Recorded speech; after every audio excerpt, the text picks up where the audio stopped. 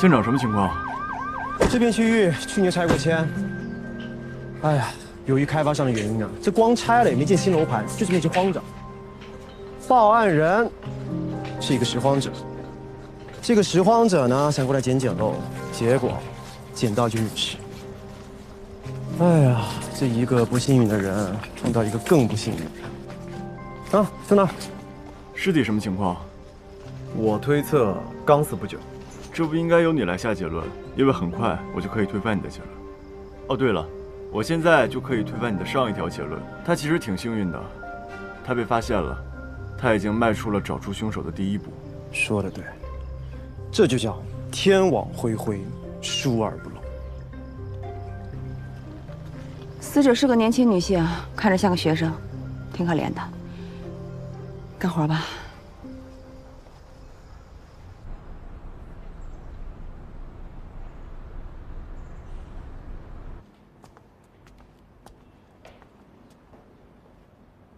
马思思同学怎么没来？王涵，你知道怎么回事吗？同学们，我们上课。起立。老师好。同学们请坐。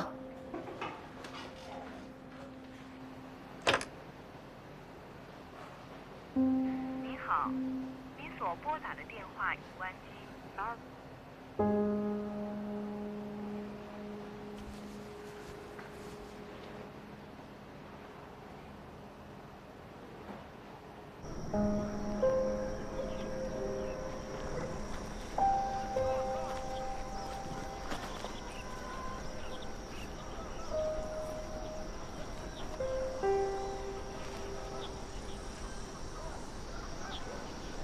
根据现场的环境还有伤口的深浅来看，很明显是死后弃尸造成的。弃尸？你觉得这里不是第一案发现场吗？你看死者的伤口，应该是死后被拖拽与粗糙地面摩擦造成的。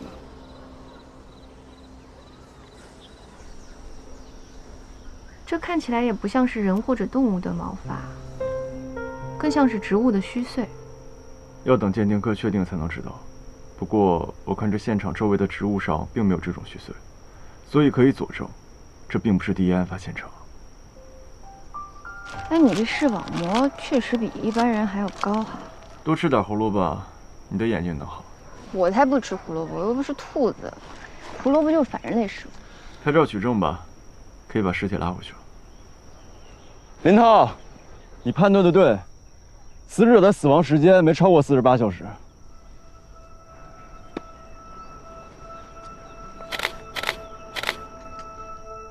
同学别害怕，我们是来帮你的。死者为女性，尸僵强硬，尸斑还处于浸润期，角膜中度浑浊。根据尸体的温度初步判断，死者的死亡时间大概是前天下午7点钟左右。口唇、指甲呈紫青色，眼睑内有明显的出血点，这是典型的机械性窒息的特征。口腔黏膜有破损。颈部有环状锁痕，可见皮下出血和水泡等生活反应。初步判断，死者是被人捂住口鼻后勒颈导致的机械性窒息死亡。死者身上有多处软组织挫伤，手臂和小腿有多处划伤，这些伤口并不像刀口，更像是被某种坚硬的物体所划伤的。死者的下体有多处伤痕。应该是生前被人侵犯过。怎么了？我看到他的伤，能想象他之前经历过什么。你要是累了的话，就先去休息。这边有我跟黄花。没事儿，来吧。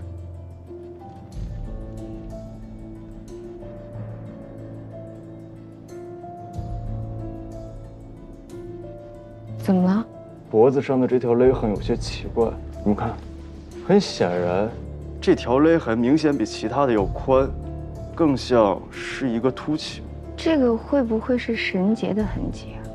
难道是打了一个结再勒死死者，或者做一个套锁装，套住死者再收紧，伪装成上吊的样子，但不知道什么原因放弃了？但是根据现场的情况来看，凶手并没有想要伪造现场。那那除非绳子本身就有结，要不然谁会费那么大事儿先打劫再杀人呢？你在干嘛？你们有没有闻到一股腥味儿？尸体上有味道，很正常吧？我说的是伤口上有一股鱼腥味儿。发现尸体的地方是个垃圾场，有鱼腥味是很正常的事儿吧？好，我的工作结束了，我要去趟刑侦大队，剩下的收尾工作交给你们。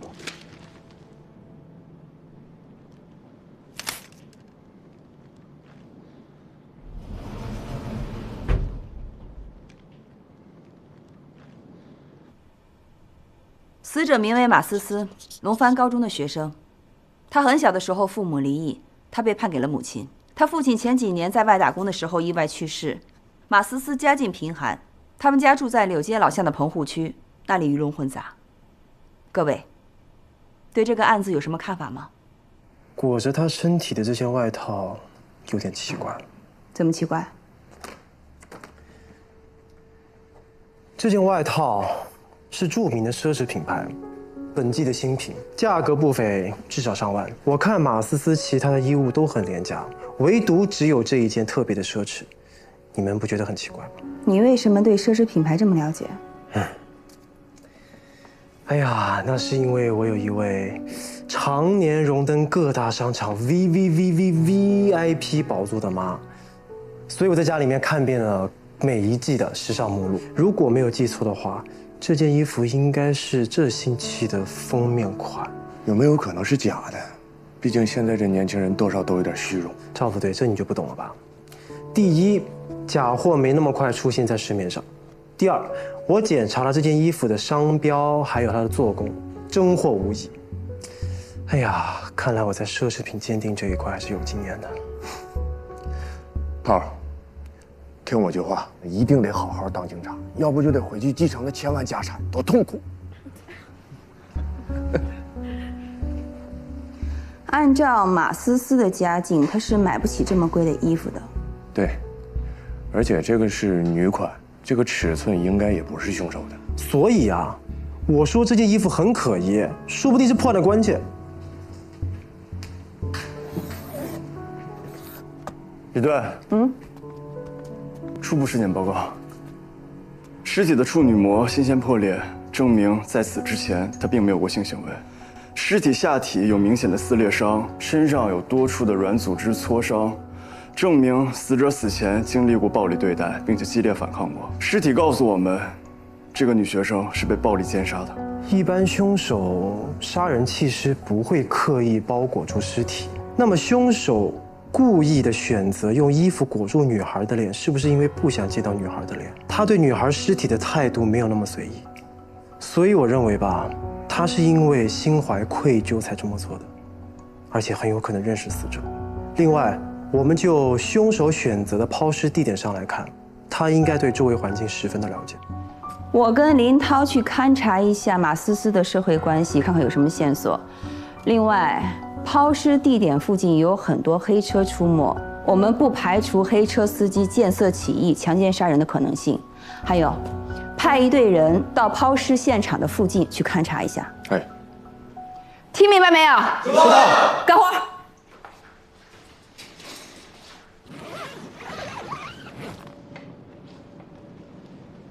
安然，这些物证都记录好了，辛苦你了。太可惜了，这是他最好的年龄，他家人一定会很难过。哎，对了，他家人联系上了吗？什么时候来啊？只联系上他妈妈，说最快也得今晚才能到。行。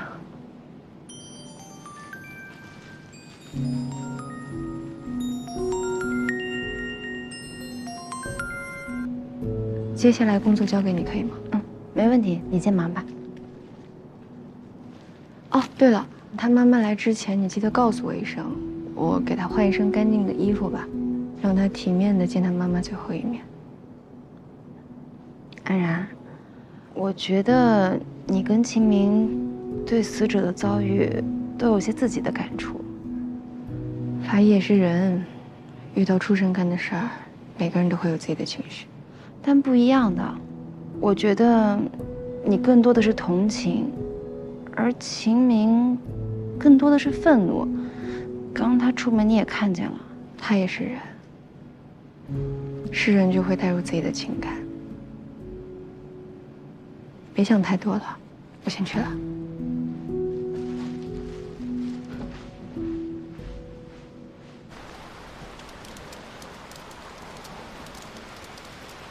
工具带齐了吧？带齐了，我们现在去哪儿啊？我们了解到他虽然抚养权判给了他妈妈，但他生前却一直和自己爷爷奶奶住在一起。他妈妈很少管他，所以李队让我们过去查一下有没有什么新的线索。来，上车吧。嗯。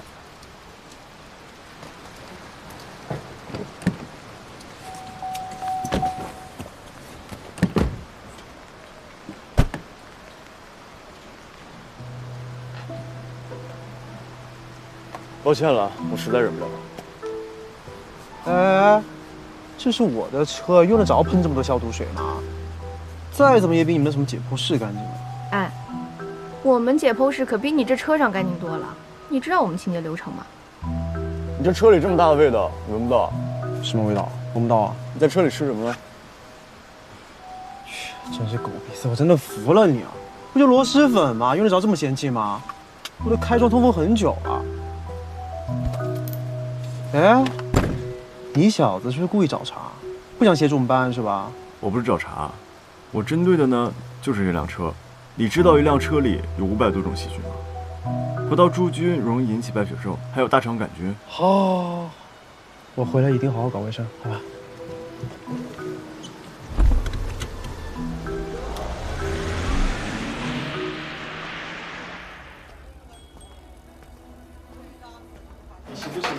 兄弟，让一下。试一下吗？不行啊。好了。哇，你厉害啊！给你试一下。走啊，练练啊。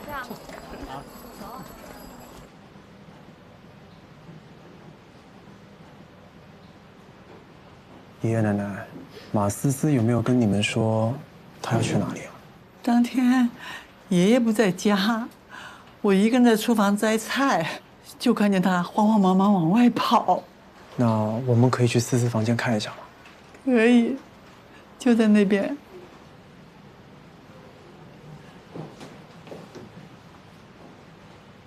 奶奶，您节哀啊！等我们了解完情况，会尽快给你们一个交代。谢谢。没想到马思思和她爷爷奶奶睡一个屋。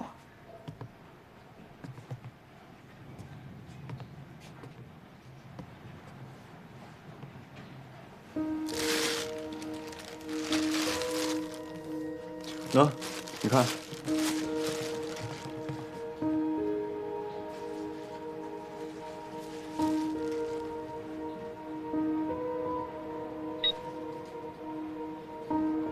200块，这个价格对于一个家境贫寒的学生来说，已经算不菲了吧？这条裙子应该就是马思思死的时候穿的那条。奶奶，我出去一趟啊。你去哪？回不回来吃午饭？午饭我就先不回来吃了。你什么时候回来呀？晚饭吧。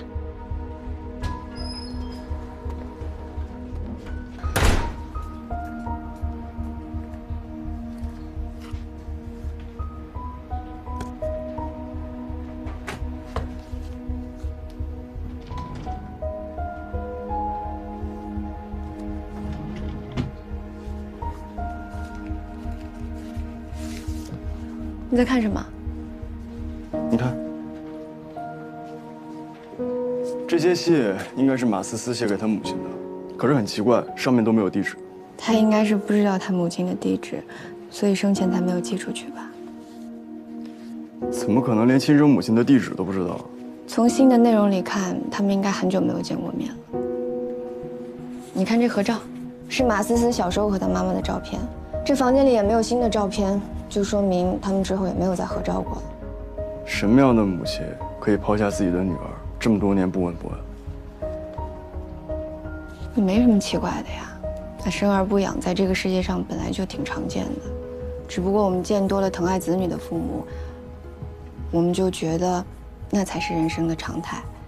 但其实，能遇到疼爱自己的父母，能生在一个幸福的家庭，一直都是一件幸运又稀少的事情。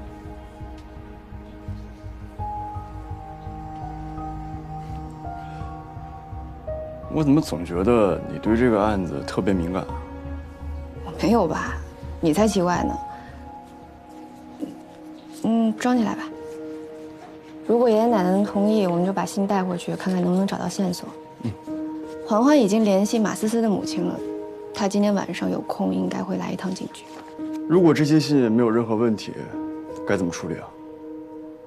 那就交还给他的家人，或者直接给他母亲。也算是了了马思思生前的心愿吧。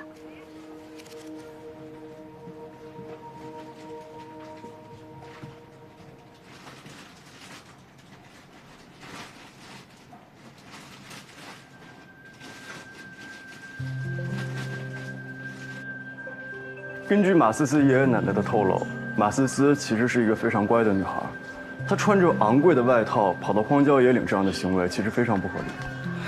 爷爷奶奶能多了解自己的孙女啊？这全世界爷爷奶奶都觉得自己孙子孙女最乖了。不是，如果不是因为马思思平时非常乖巧，那他爷爷奶奶不会他失联几个小时就去报警的。所以对于他爷爷奶奶来说，他失联是极其反常的事情，可见他平时有多循规蹈矩。我同意，马思思居住在柳家老街这样鱼龙混杂的地方，周围的人大多贫寒，这一路上见到的小混混、小太妹应该非常多。但在这样的生活条件下，他还是考上了重点高中。而且我查看过他的试卷，根据他的答题能力来看，他应该是一个资质并没有那么出众，但非常努力踏实的女孩。哎呀，你可真是个学霸，一张试卷就能分析出这么多细节来。所以马思思不是一个容易被诱惑的女孩，她性格踏实乖巧，那么让她兴冲冲出门的人，到底是谁？对于马思思这样的高中生来说，要花200多块钱买衣服，她一定是要去非常重要的场合。约会。走吧，我们出发去马思思的学校看看。饿了的话，还可以在食堂吃口东西。刚好去学校找找当年的感觉。我当年可是校草级的人物。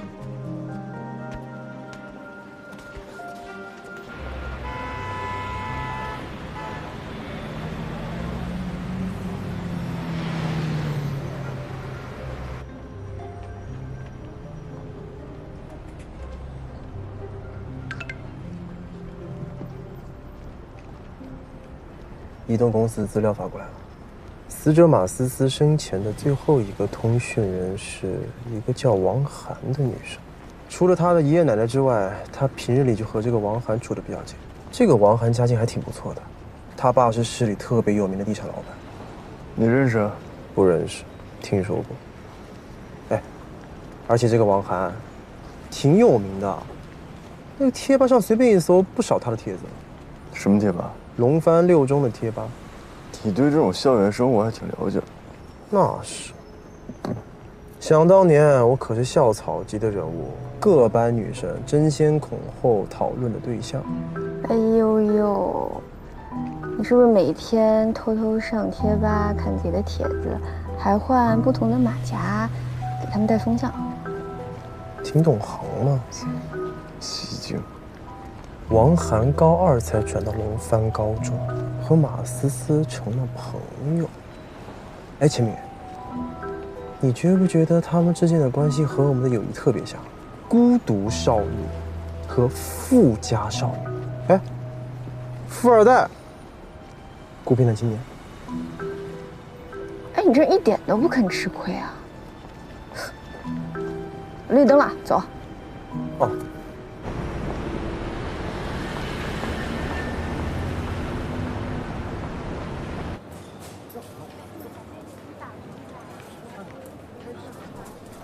哎呀，运气不错啊！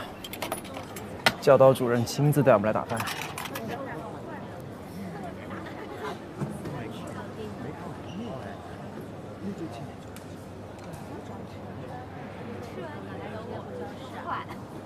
清明，这是学校饭堂，不用那么讲究啊。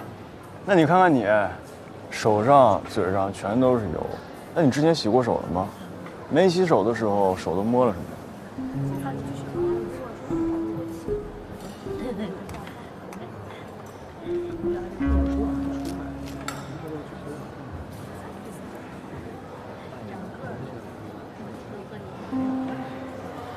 哎，那个女生就是王涵吧？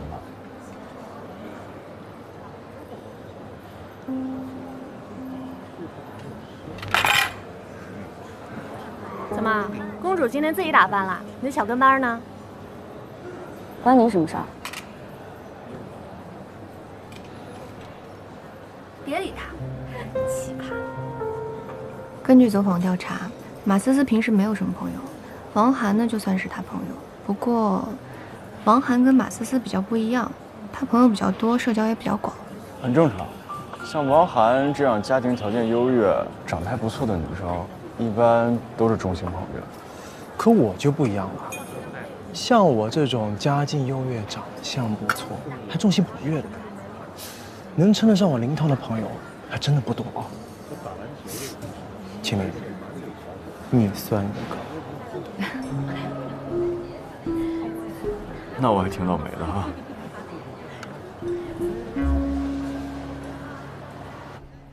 除了王涵以外，马思思还和学校里什么样的同学走得比较近啊？马思思性子比较安静，有点孤僻。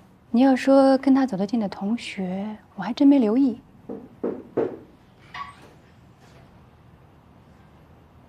老师好，王涵同学是吗？你别紧张，我们今天来呢就是打听一些关于马思思的事情。马思思到底怎么了？我给她打了很多电话，她都没有接。他已经死了。我们现在有些问题需要问你。我说错什么？还是我态度不好？我交给安然吧，她们女生之间比较好说话，你就歇会儿吧。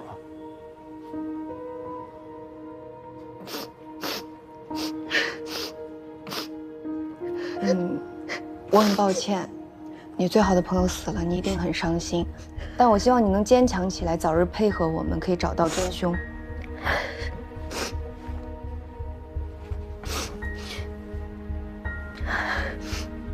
马思思被害那天最后一通电话是打给你的，他跟你说什么了吗？他约我一起上学。案发当天你见过他吗？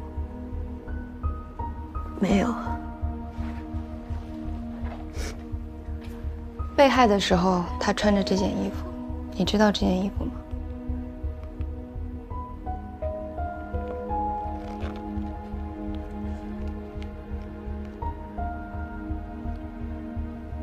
你知道这件衣服，对吗？这是我的衣服。你的衣服怎么会在马思思那里呢？她说好看，我借给她穿的。我没有想到，她……你先不要激动，他遇害和这件衣服没有直接的关系。我想知道，你是什么时候借给他这件衣服的？上周六。你们在学校不都穿校服吗？你是带过来给他的？我买了发给他看，他说好看，我就提出借给他穿。跟你借了衣服之后，马思思周日去见了一个人，你知道他去见谁吗？那在电话里有没有跟你提过他去哪儿了呢？没有。你们不是最好的朋友？我们关系是很好，但他不常常跟我说他的心事，都是我主动问他才说。所以马思思也有可能瞒着你有比较亲密的异性朋友，对吗？不会的，他很注意跟异性保持距离。马思思学习很用功，也很听话，是不会早恋的。你们能告诉我，他到底是怎么死的吗？马思思在遇害的时候遭遇了一些不好的事情，但案件呢还在侦破中，我们就没有办法透露了。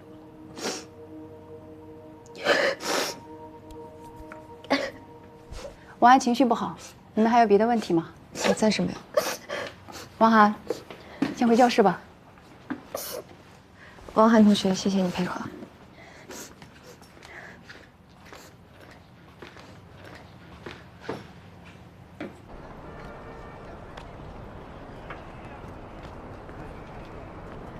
想什么呢？我在想一件不是很合理的事情。我懂，你是想说，马思思如果是那种向闺蜜借衣服去约会的女孩，她何必再花钱去买条裙子呢？干脆直接向王涵借不就行了？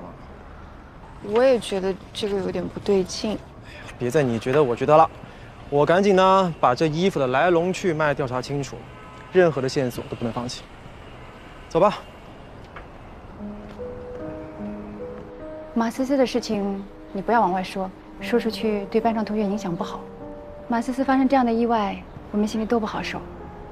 老师，我想请假回家。也好，回去好好调整一下心情。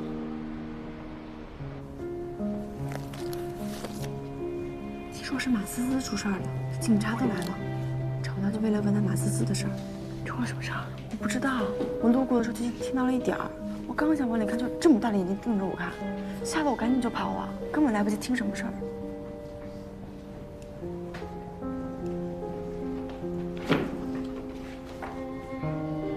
我不管出了什么事儿，平时马思跟王涵走得也挺近的，他现在心里估计也挺不好受的吧。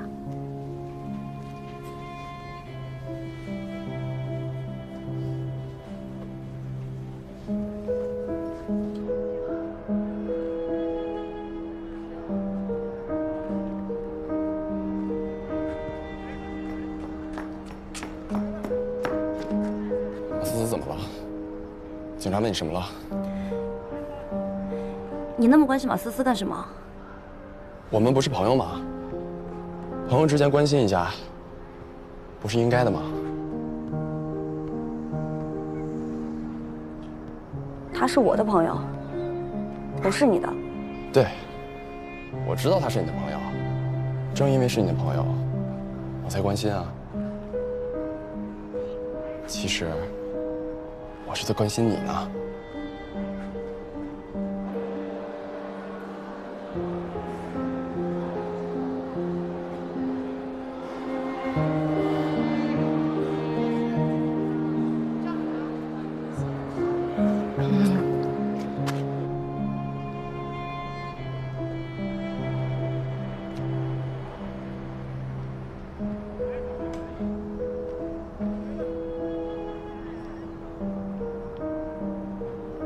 他死了。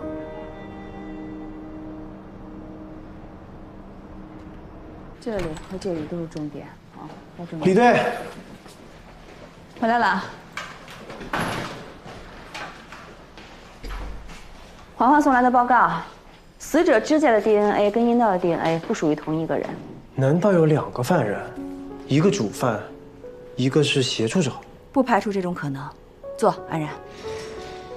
佳佳，啊，别瞎找，这边拆迁呢，别说人了，连个监控都没有，啥也没查着。根据我们的走访情况上来看，基本上可以排除马思思早恋以及和社会人员有紧密联系的可能性。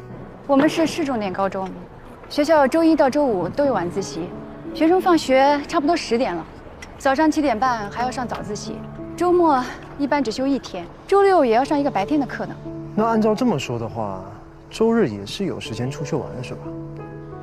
我们的作业量很大的，除非成绩很好、做题很快的学生，大部分的学生周日都应该在做作业。像马思思这么踏实的学生，能跟得上班级的进度，是不可能有时间在外面鬼混的。这我知道，我小侄子就是那个6中的，那天天作业做到凌晨，能不能是他家附近那些小混子做的案？柳家老街虽然鱼龙混杂，但是马思思从小到大生活在那里，她跟那边的小混混应该没有矛盾，毕竟都是一起长大的孩子，那能有什么纠葛呢？如果他跟什么不良少年有什么联系的话，我肯定知道。这几条街都是我罩着的，没有谁我不认识。马思思这么正经，不可能跟他们混在一块儿。反正我没见过。那综合看来，马思思是一个很乖的女高中生，社会关系呢也很简单。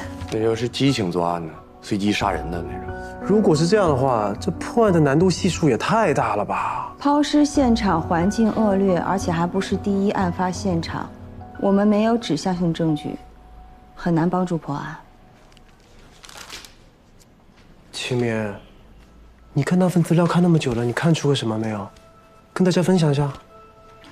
我找到了第一作案现场，死者的鞋底有泥土，这些泥土呢质地较黏，是为灰色的腐泥色，这与弃尸环境的泥土是不一样的。这份报告里已经写得非常明确了，他脚上的是沼泽土，金属含量是正常标准的800倍。我们市不是矿产区域，所以沼泽土里不应该有那么高的金属含量，而且我们市郊呢并没有化工厂，倒是有几个炼钢厂，它们呢都开在了水源附近，因为它们需要用大量的水来清洗冷却做催化剂。水源附近最常见的就是沼泽土。炼钢厂呢是污水排放大户，重金属污染水源，从而污染附近的土壤。所以我们在死者脚底发现的沼泽土应该就来自炼钢厂附近。可这也只能证明死者生前去过炼钢厂，可能是中午，也可能是晚上，无法断定这就是第一案发现场吧？确实如此，但死者身上有擦伤，这些擦伤应该是死者死后凶手搬运尸体造成的。而且我们在伤口中还发现了虚碎状的纤维。刚开始呢，我并不知道这些纤维是什么，但现在我想，我应该知道了。是什么？沼泽土里最常见的植物就是芦苇、茜草之类的植物，而这些植物就有虚碎状的纤维。有道理。是我。虚的报告出来了，我叫华给你送过去。好，我知道了。对了，须状铅鉴定结果出来了没有？出来了，是芦苇絮。好，确定了，就是芦苇。从现在开始排查全市有芦苇地的炼钢厂。好。李队，发现3处可疑地点。我看看，这第1处和第2处我都认识，已经过了环评标准了，而且这旁边也没什么芦苇地，排除。那就只剩下龙帆市炼钢厂了。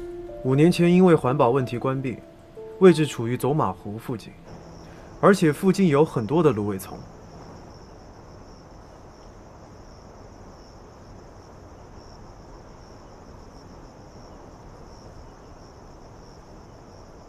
秦法医，发现血迹。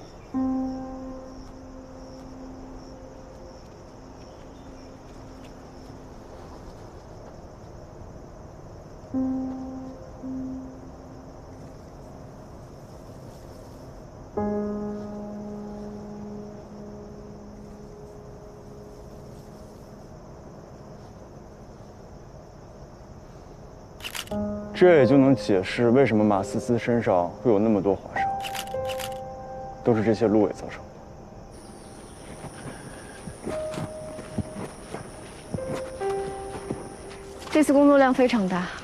陈主任把能调配的人手都调配过来了，能确定这是第1案发现场了。这是在那边路口找到的，应该是凶手随手丢的，现场有血迹，秦明已经在处理了。好，走吧。辛苦了。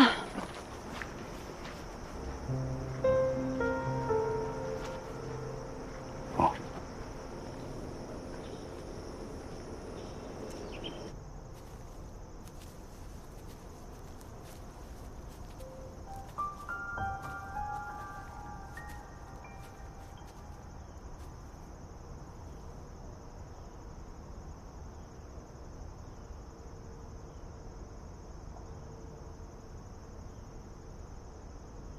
在想什么呢？我在想，你在想什么？我知道我自己没你聪明，赶紧说吧，又发现什么了？你们看这里啊，这里应该就是死者被凶手给勒死的地方，有明显的搏斗痕迹。而且从这里开始，找到了死者的毛发。这个毛发呢，从这里一直延伸到这里。你们看啊，这个芦苇叶上面有血迹，这些和我们之前的推断是一致的。凶手拖拽尸体，尸体上面造成划伤，证据和凶手的行为都是连贯的。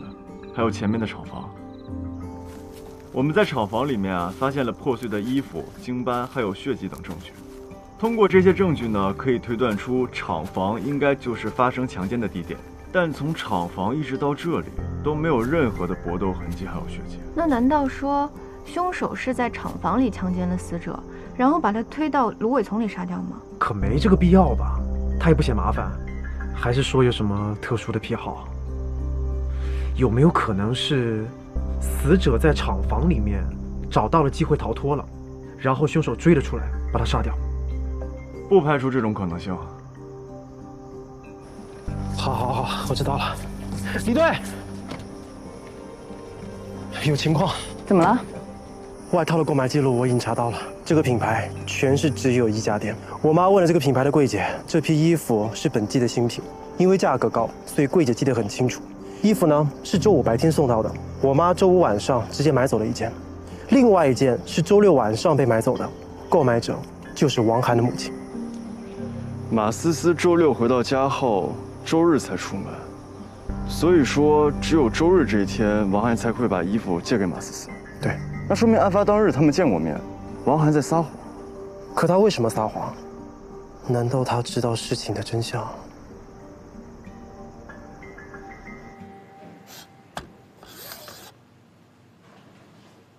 我们现在的重点就是王涵。最后一个问题，马思思的手机修复的如何？明天就有结果了。好，林涛，明天你再去见一下王涵一面。好。那今天到这儿吧，各位，辛苦。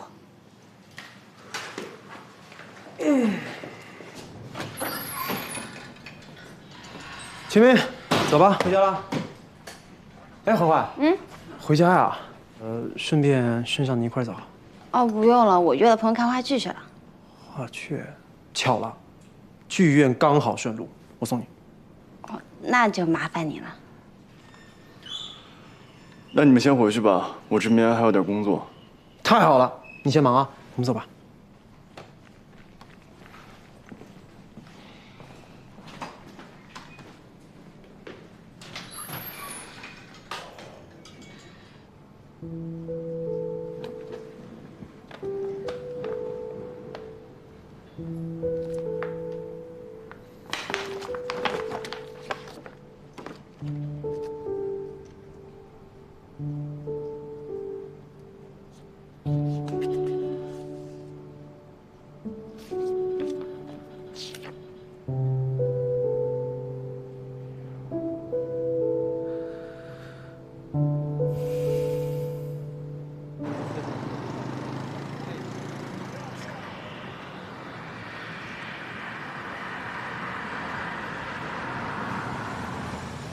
我到了，谢谢你啊。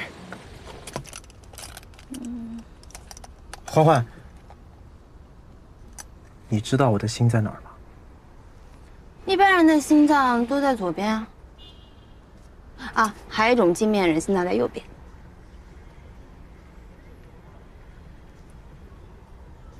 你该不会要说，你的心在我这儿吧？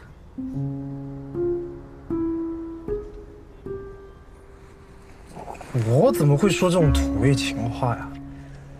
那个环环，最近有谣言说我喜欢你，我必须得跟你澄清一下。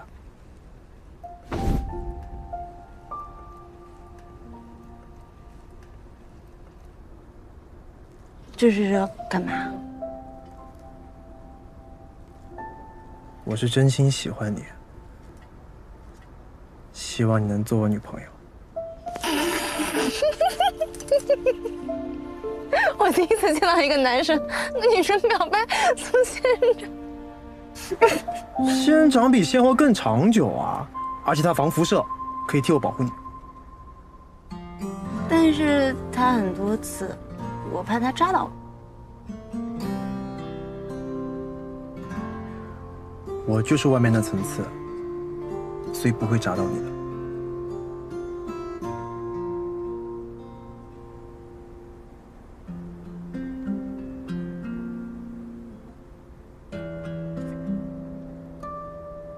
拿着吧，拿着，快。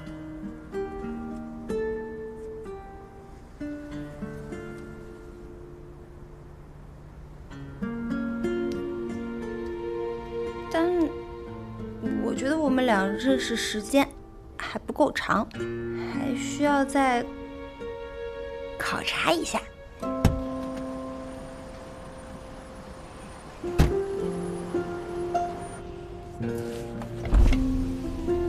环环，要考察多久啊？那就等仙人掌开花的时候吧。仙人掌开花？仙人掌会开花吗？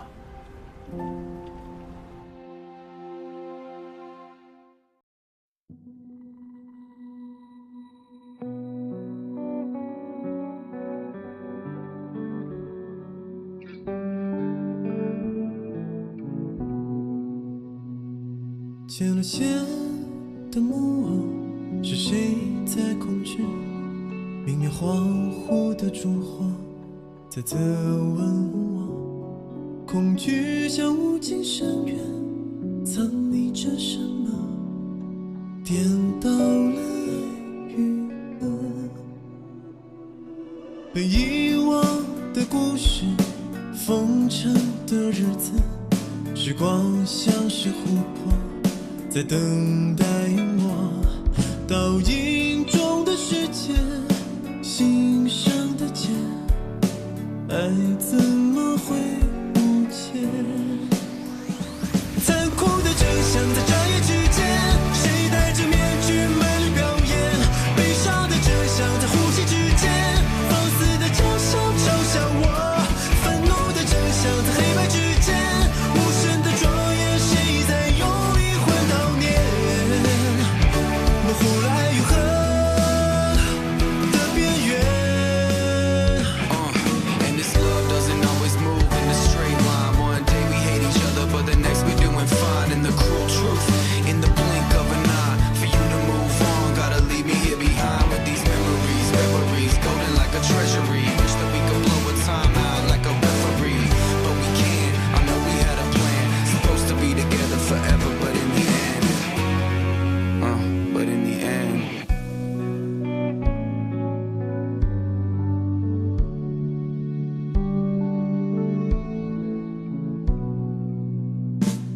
前进的航线是谁在控制？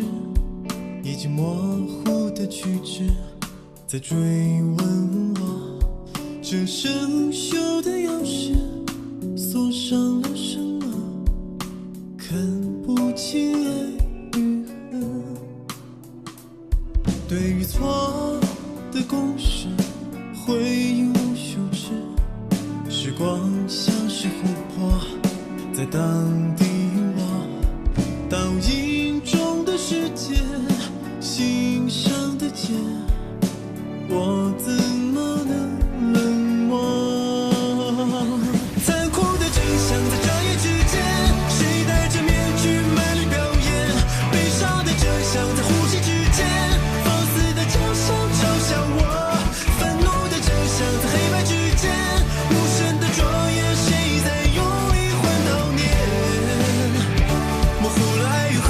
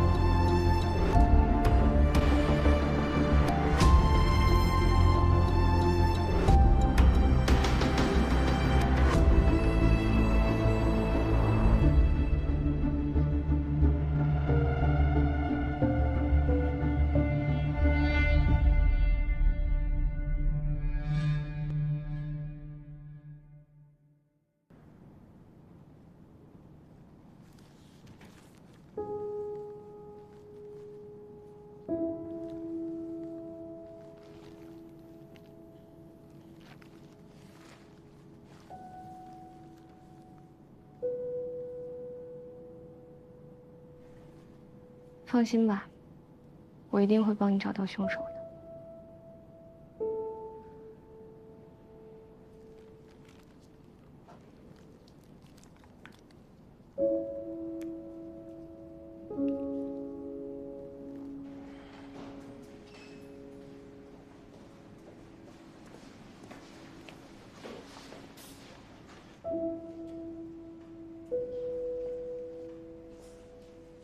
怎么还在啊？看完了？怎么样啊？有没有找到什么跟案情有关的线索？这些信里的内容呢，都是马思思对她母亲的向往。她希望她的妈妈可以过来看看她，然后接她一起生活。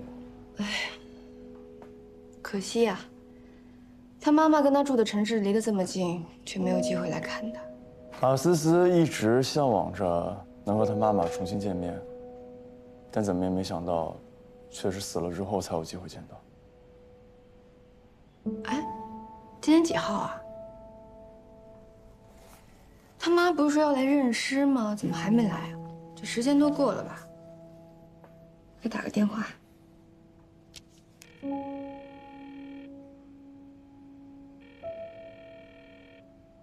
没人接，是不是没听到？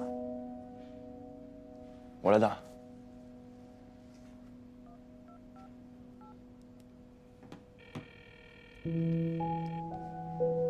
喂，你好，请问是马思思的母亲吗？这边是警局。警察同志，我都说过了，我会过来的，你们不要再打了。现在躺在那里的不是别人，是你的亲生女儿。我们现在一直在队里等你，你有什么事情比你女儿还重要吗？连接个电话都不行。我真的不能跟你们说了，我明天会过去的，先这样。喂喂，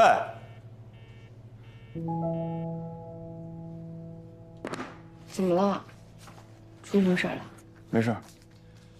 你先回去吧，今天晚上不回去了我。你把这些卷宗还有证据再看一看，说不定会有什么新的线索。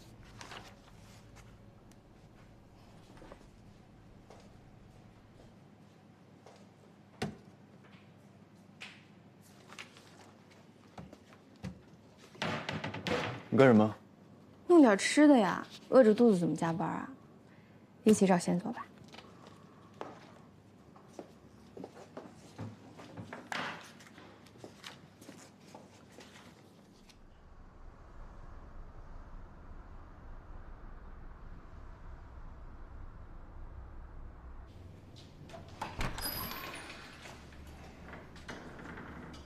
哟，这么早啊？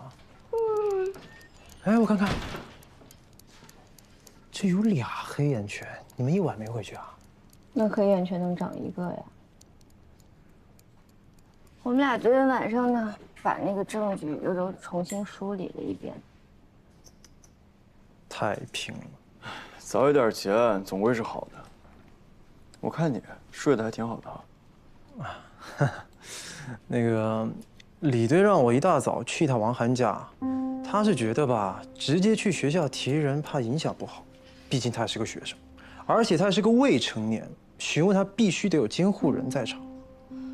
在证据没有确凿之前，他始终是一个嫌疑人，他不是罪犯。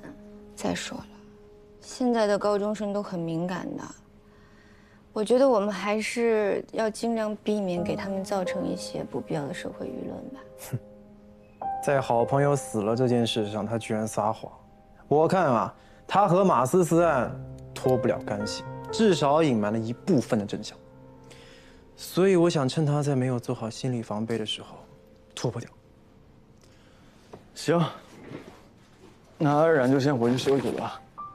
我和你一起去，在没有任何准备的情况下，说不定会有任何的意外收获，对吧？可以是可以，但你不是通宵了吗？你不累啊？休闲呢？不累，没关系，走吧。走吧，走吧，走吧。那我也跟你们一起去。毕竟呢，询问高中女学生还是有个女性在场会比较好。我都说了让你回去休息了。要走一起走，要回一起回。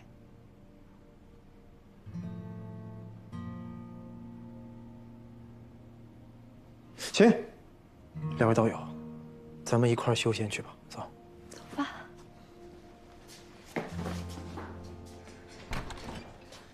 咋？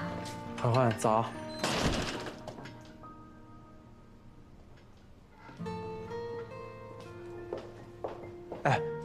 问你一个专业性问题啊。那个仙人掌会开花吗？大哥，我是法医，又不是植物学家，我怎么可能知道？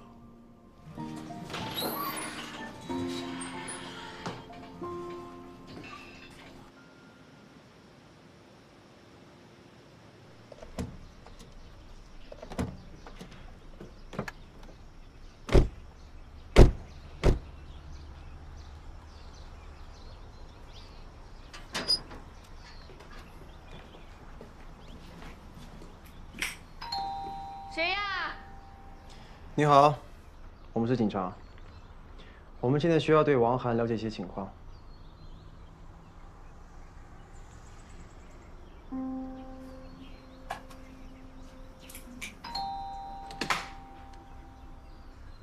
请进。我有个不好的预感，他父母肯定不好对付。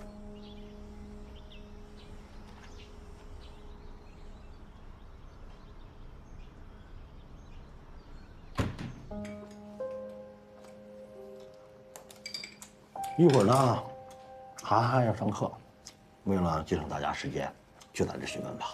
啊，梅姨啊，哎，给3位警察上3句。不用了，我们有自己的工作纪律，不能在这里吃饭。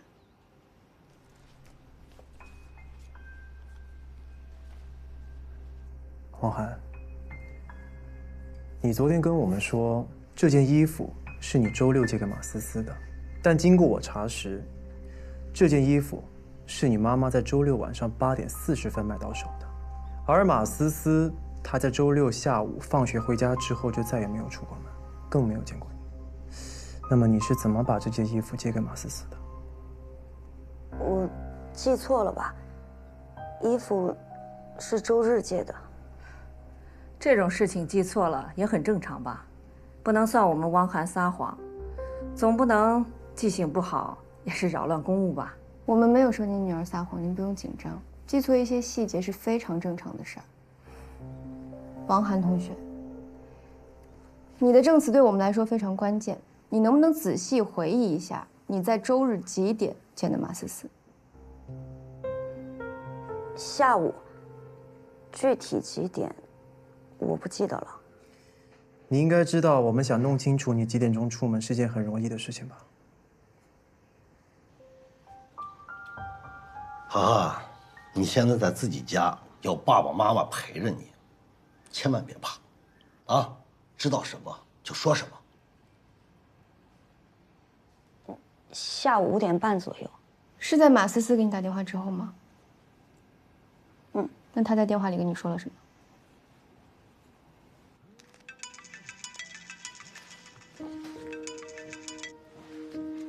喂，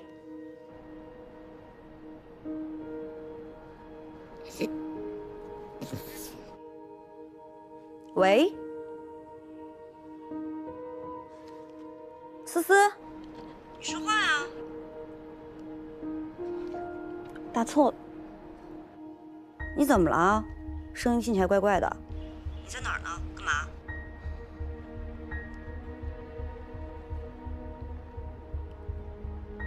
你能来看看我吗？好啊，钱小帅今天没空，我下午没事做，我去找你呗。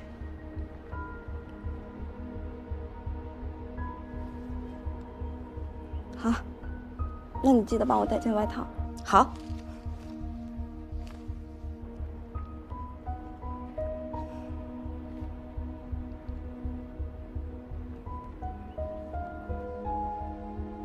约我见面。你们约在哪里见面？走马湖附近。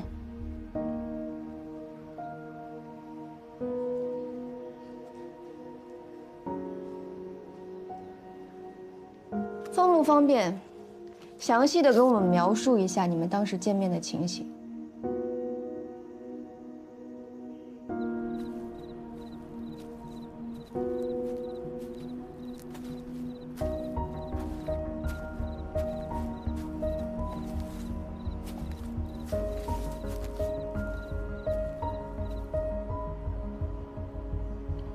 思思，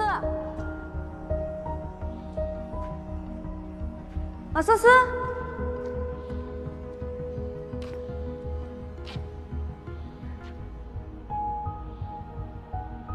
马思思，哎，思思，你怎么了？你怎么弄成这个样子呀？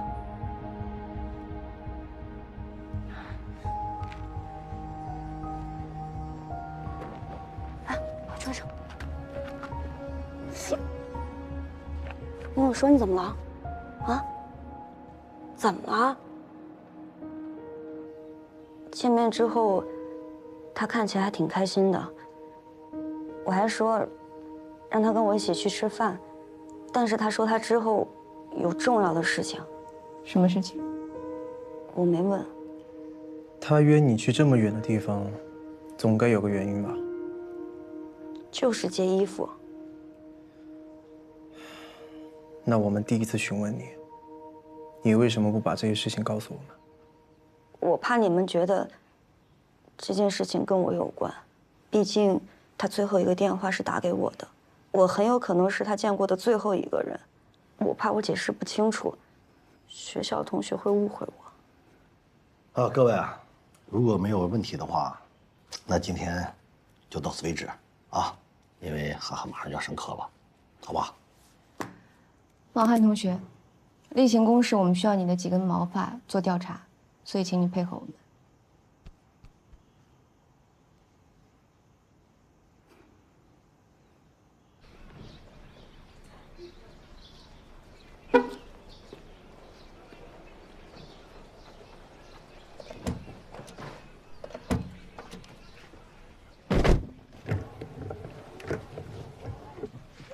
哎，干嘛要王涵的头发？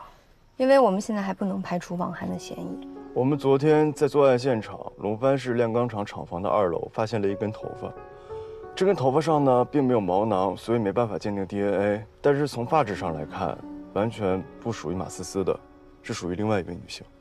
所以你觉得是王涵的头发？经过初步观察，这根头发与王涵的头发极为相似。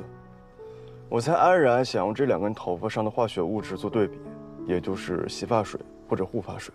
如果一样的话，也就能够说明这2根头发出自一个人身上的可能性非常大。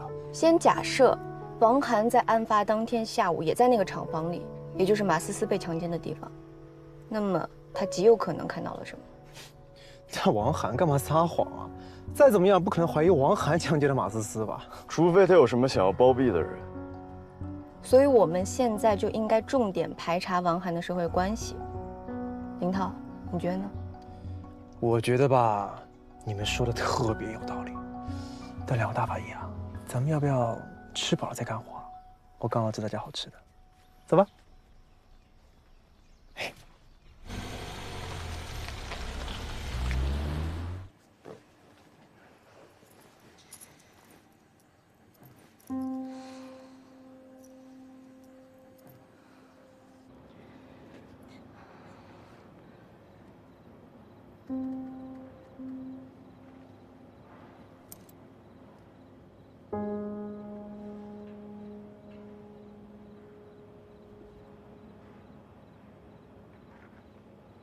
钱小帅的东西怎么在这儿？王涵，我不想坐牢。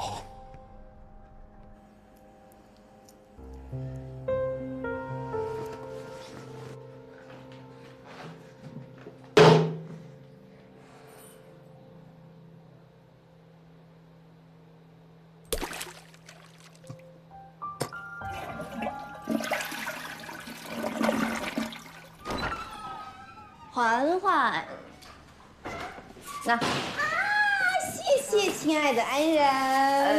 这是林涛给你带的。你吃完了，我还有事儿要麻烦你。这个是王涵那根头发，你去拿现场的证据和这根头发做对比，如果不出意外的话，化学物质应该是相同的。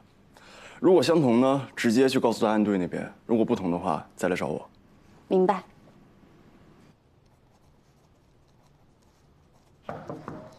进。李队，这是法医的报告。秦明今天早上取得的头发和现场头发上的化学物质一致，基本可以判断，王涵当时在案发现场出现过。王涵的社会关系查怎么样？王涵在人际方面的关系其实也挺简单的，基本就是和同班同学打电话，出来见面。死者和王涵在人际方面的交集也就这些同学。那么其中有一个人引起了我的注意，钱小帅。这个钱小帅曾经是龙帆6中的学生，后来出国读了预科，最近刚回来不久。王涵近期在社交网络平台上经常会发他们3人之间的合照。据了解，他们3人经常在一起活动。他爸是医院的主任，他妈是银行的分行长，家庭条件确实不错，应该和王涵是一个世界的人，所以他俩凑一块儿不稀奇。那跟这个马思思有什么关系呢？没有，基本上可以说是毫无交流，微信、信息、通话上都没有来往记录，社交平台上也不会互相点赞，不会互相评论，所以我觉得吧，也就王涵和钱小帅关系比较好。不对，哪里不对？在王涵的空间里，他、钱小帅、马思思经常会出现在同一画框里，可在马思思的手机里面，我们查不到钱小帅的痕迹。你不觉得这不合理吗？懂了，我立刻找人恢复马思思删除过的聊天记录。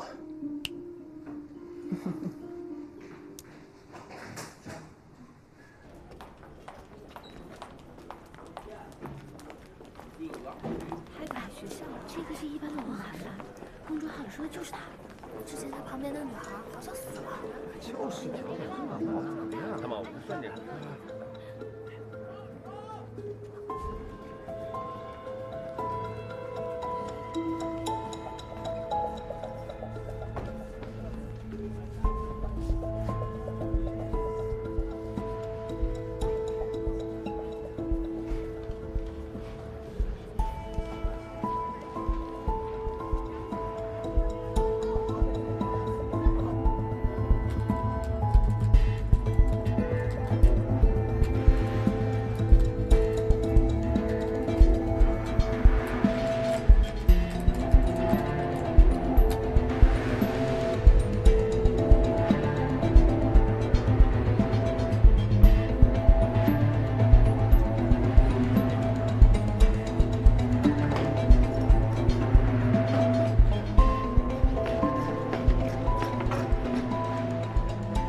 有今天。黑森林上面说的到底是不是真的？你看他的状态，明显就是心里有鬼。马思思的死，他肯定知道点什么，就是不说，搞不好跟他有直接关系。但是黑森林上面说的会不会是危言耸听呢？虽然他平时看上去是挺傲的，但是应该也不至于伤害马思思啊。你懂什么？知人知面不知心，不知道。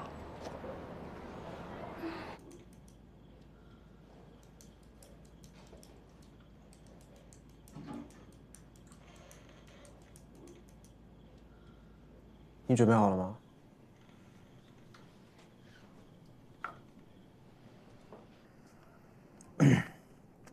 兄弟，不是我对你有意见啊，只是我怎么觉得你好像对这个案子有点上头啊？火力全开是好事，但用力过猛，可不见得是好事啊。你想想，万一他不是凶手呢？对不对？我劝你别惹麻烦。我有分寸，叫什么？就算他真的是个麻烦，今天我也惹定。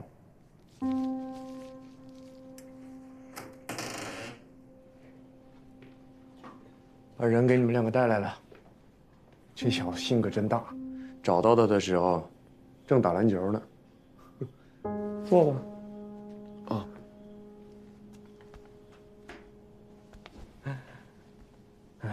那行，这儿就交给你们两个了。好，我出去了。钱小帅是吧？嗯。我们这一次请你过来，是因为有一桩案件需要麻烦你配合一下，有些问题要问你。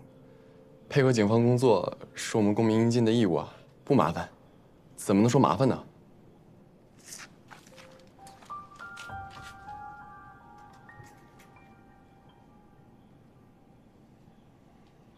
认识吗？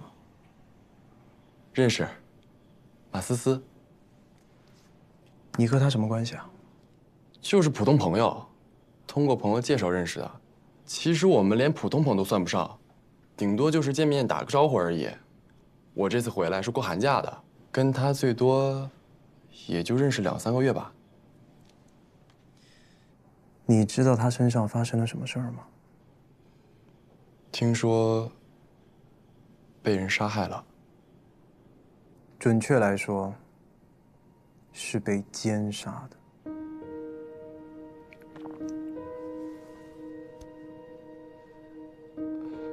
具体死因，我这是第一次听说啊。警察同志，你们可要尽快的抓到凶手啊！你说你和马思思不熟，但就我们现在已掌握的线索上来看，你和马思思这2个月聊天特别的频繁，来往也特别频繁。需要我把你俩的聊天记录给你看看吗？警察同志，可能对于马思思来说，我们的联系算频繁，但对我来说，我们真的就是不太熟的朋友。需要把手机给你们看吗？没关系，不着急，先喝口水吧。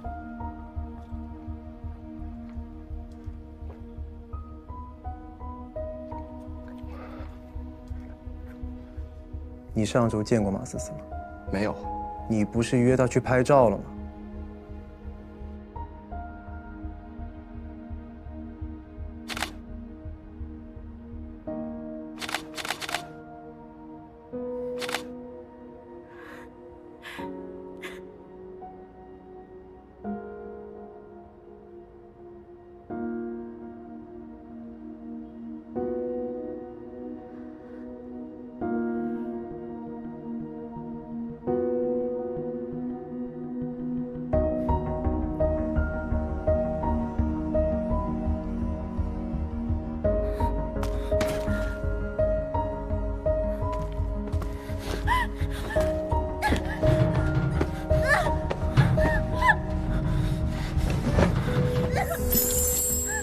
是啊，但是我等了他半天，他都没来。警察同志，我真的什么都不知道。行，今天先这样吧。谢谢你配合。跟我走吧。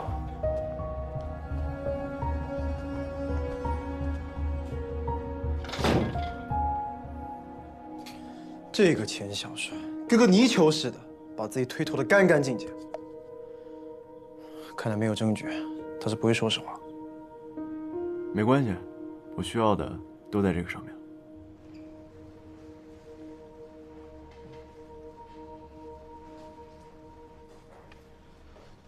马思思妈妈今天联系你了吗？联系上了，说马上就到了。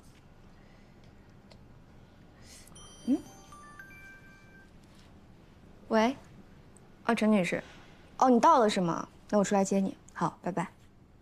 我出去接她一下。你吃吧，我去接她。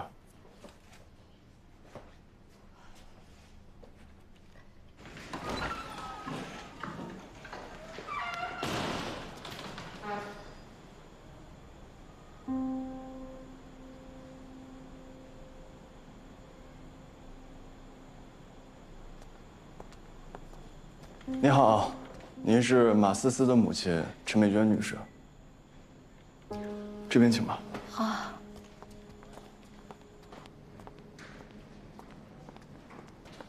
哎，这是哪儿啊？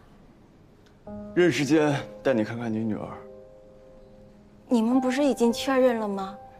他爷爷奶奶也认了。我是不是就不用去了？你确定？这很可能是你见她的最后一面。好，我跟你去。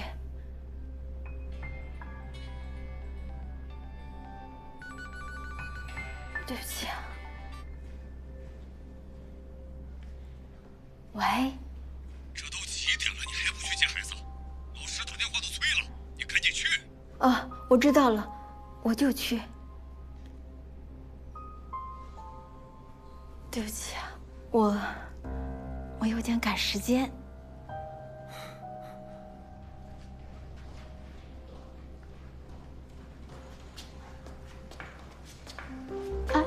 哎，怎么这么快啊？看过马思思了吗？没有，你去带他采 DNA 吧，他着急回家。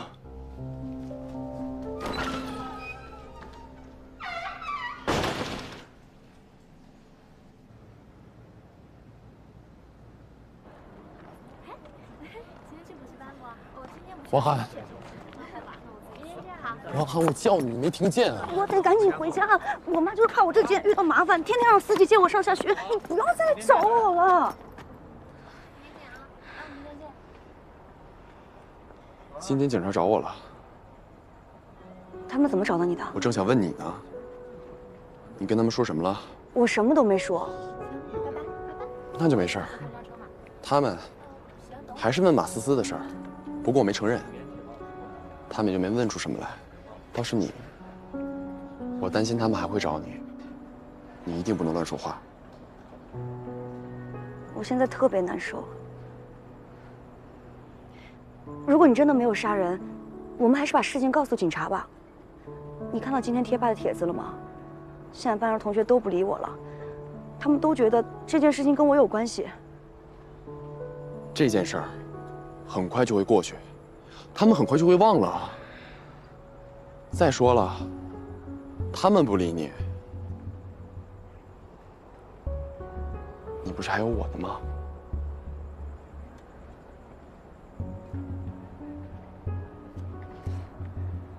钱小帅，你告诉我，你真的没有强暴马思思？当然没有啊。他不是这么跟我说的。钱小帅的东西怎么在这儿？你们今天在一起，说话呀！他说今天找我来拍照。你为什么要出来跟他拍照？你明明知道我跟他的关系，你为什么要单独跟他出来？你是我最好的朋友，你为什么要做背叛我的事情？你只会说我，你是不是只关心你自己啊？到现在为止，你还是在说是我约钱小帅出来，我耽误了你的感情是吗？如果你真是我最好的朋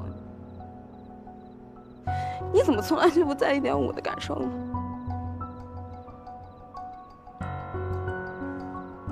被钱小帅强暴了。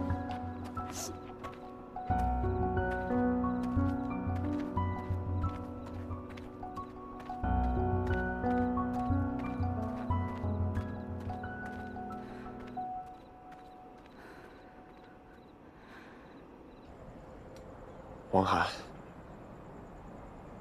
你一定要相信我。我现在能指望的人只有你了。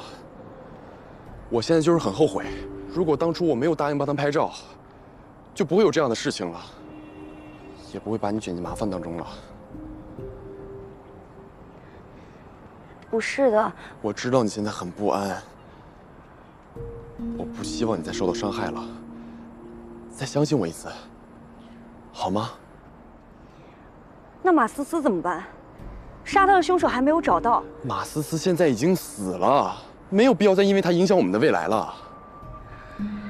王涵，如果你把这件事告诉警察，那我保送的事可就全完了。你愿意看到这样的结果吗？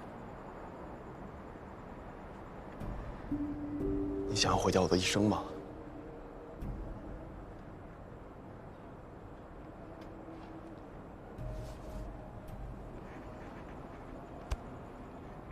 我们不是约好了要一起出国留学的吗？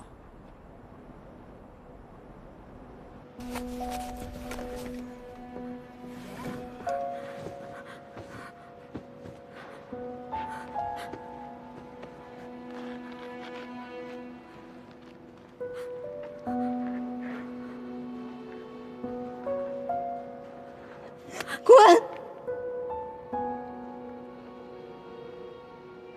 我会报警的。谁会相信你啊？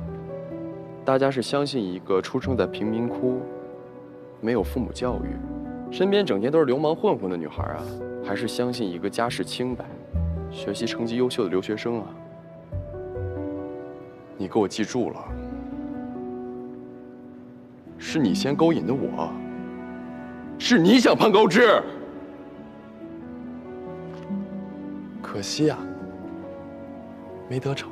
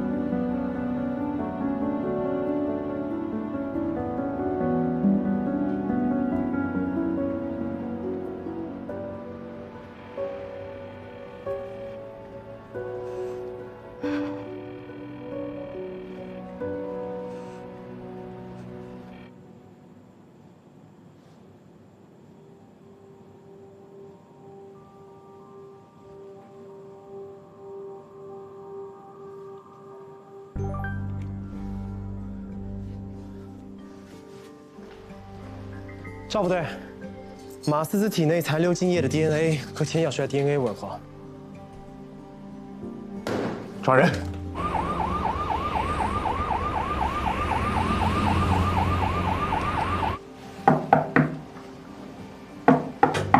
来了。请问，你们找谁啊？钱小帅涉嫌一起严重的刑事案件，我们依法对他进行刑事抓捕。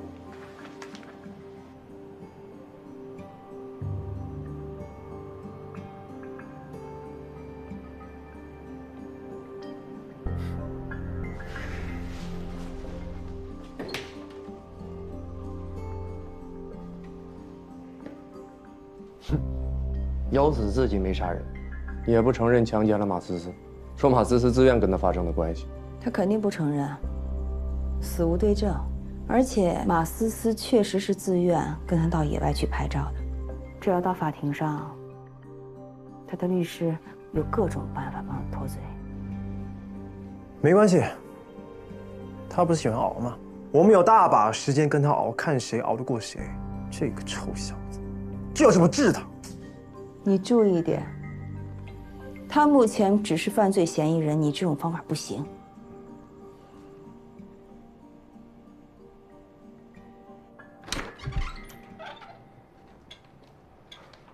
换人也没用，我说过了，我没强奸，也没杀人。还记得我吗？我叫秦明，是个法医。我们对你进行了采样。 确定马思思体内的 DNA 和你完全吻合。我承认，我跟他发生了关系。不过两情相悦的事儿，没你们想的肮脏。他要是自愿的，能挣扎的这么强烈吗？马思思下体有明显的撕裂伤痕，多处软组织戳伤。我们有证据可以证明，他死前遭遇过暴力对待，并且激烈反抗过。 所以是不是强奸不是你说了算，是证据说了算。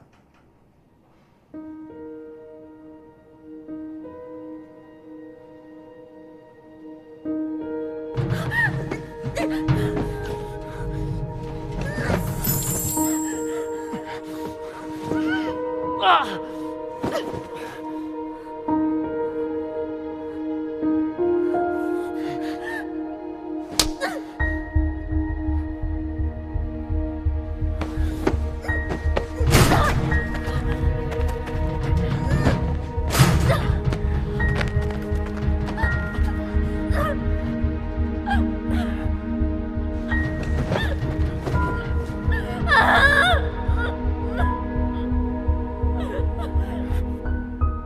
我说过很多次了，我没有杀人。你们不要因为抓不到凶手，就冤枉无辜的好人。当天我给马思思拍完照我就走了，不信你们自己去查呀。好，你仔细看看，这是一处咬伤。如果是死者咬的话，在他的口腔内应该还有你的 DNA 残留吧？现在科学这么发达，我们很快就能知道是不是马思思咬的。你还敢抵赖？是他咬的又怎么样？我们就不能比较激烈吗？这算不了什么证据。你这个伤口目前还是搓开的状态，你是害怕，不敢去医院进行缝合。这个伤口目前的情况非常的不好，如果继续发展下去的话，很有可能会感染，甚至出现败血症而死亡。你手骨上的淤青还有挫伤，应该是殴打马思思的时候造成的吧？采样之后，我应该很快就可以发现她的细胞脱落。你应该是用尽全力的在殴打她，对吧？你知道这样会有多痛吗？对一个小女孩下这么重的手，你配做人吗你？别说了，我没有杀她。钱小帅，你相信死者会说话吗？我告诉你，这只是个开始。你对马思思做的任何一件事情，任何一个细节，任何一个动作，通通都会告诉我。他让我告诉你，你跑不了。还有你的身体，也会一五一十的把真相全都告诉我。你记住，我是个法医，你骗不了我。我没有杀他，我真的没有杀他。除了你，谁还有动机杀人？谁知道呢？这个世界上变态这么多，有的人就是天生不走运，没准马思思就是倒霉而已。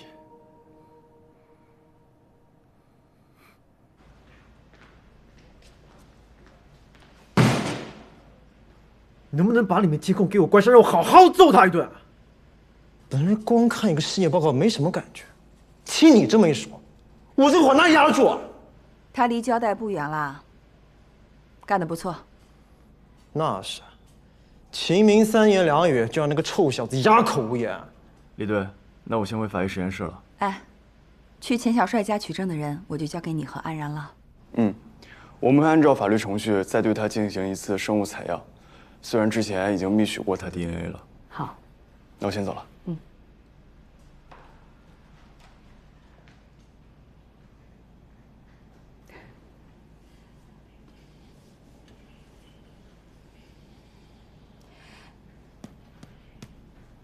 学着点吧。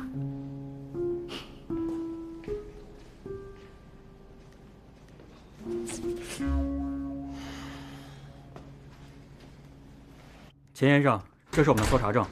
什么搜查证？这是我家！哎，你干嘛呀？你有什么权利？我儿子很乖的，他肯定不会做你们说的那些事情。警方取证，请您配合。你们这是什么态度啊？我们之所以同意你们调查取证，是因为我们相信我们的儿子无罪。你们还真把我们当犯人了。抱歉，这是我们的工作流程，还请2位配合。我们会认真对待每一个案件，给各方一个答复。请配合我们的调查。别动！别碰我！放手！你们这些人怎么这样啊？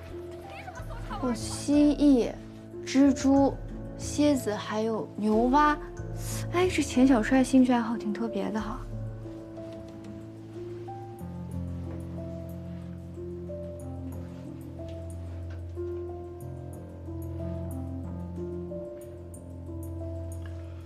上面有指纹，没有明显的液体痕迹，应该没有血迹。这里边没有储存卡了。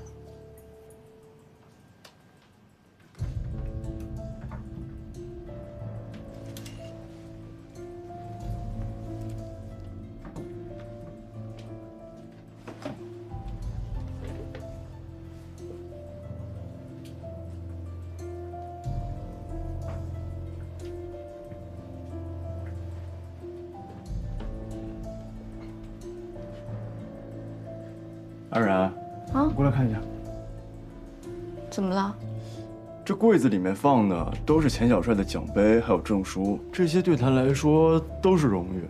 他每天醒来，目的就是为了过来看看这些属于他的战利品。可这个上面却放着一个玩具车的模型，你不觉得很奇怪吗？哎，还真是啊。但一个模型应该还好。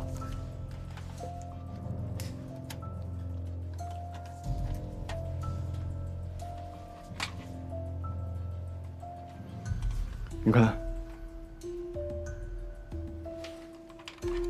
他为什么把存储卡放车里边呢？只有一种可能，这里边的内容啊，就是他的战利品还有荣誉，就跟这柜子里的奖杯还有证书是一样。把这个带回去，让林涛查一查。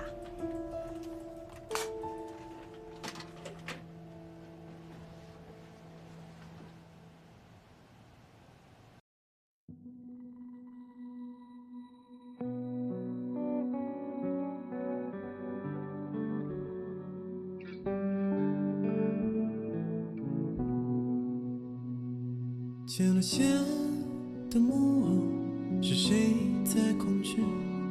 明月恍惚的烛火在责问我，恐惧像无尽深渊，藏匿着什么？颠倒了爱与恶，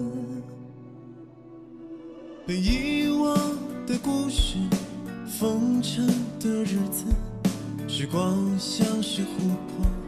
在等待我，倒影中的世界，心上的茧，爱怎么会不见？残酷的真相在转眼之间，谁戴着面具卖力表演？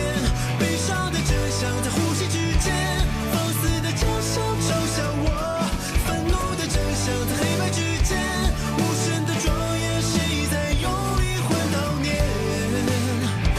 模糊了爱与恨的边缘。And this love doesn't always move in a straight line. One day we hate each other, but the next we're doing fine. And the cruel truth, in the blink of an eye, for you to move on, gotta leave me here behind with these memories, memories, golden like a treasury. Wish that we could blow a time out like a referee, but we can't. I know we had a plan, supposed to be together forever, but in the end. But in the end,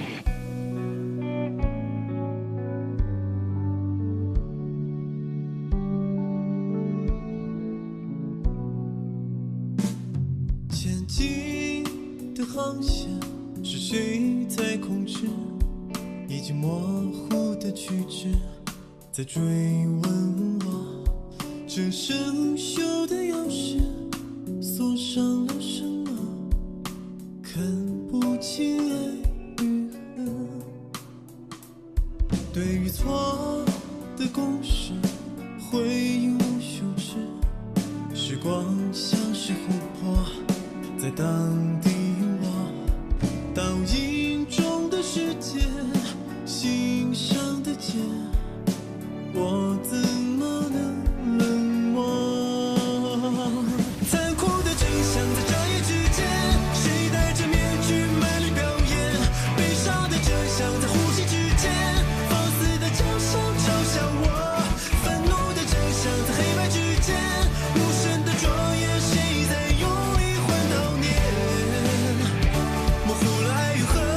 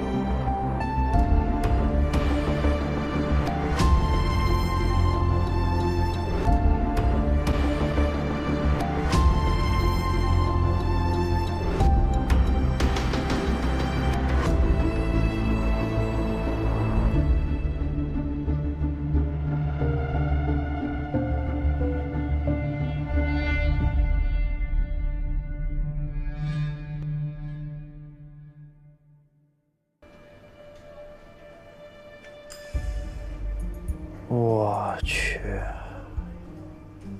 这个角度大部分是偷拍的。这臭小子太变态了。他妈妈说，他的相机就是他宝贝，连睡觉都要放在枕边。谁能想到他用相机拍出这么变态的照片，简直是人前人后两张皮啊！那你看，这受害者不止一个，找到这些受害人，询问一下情况。好。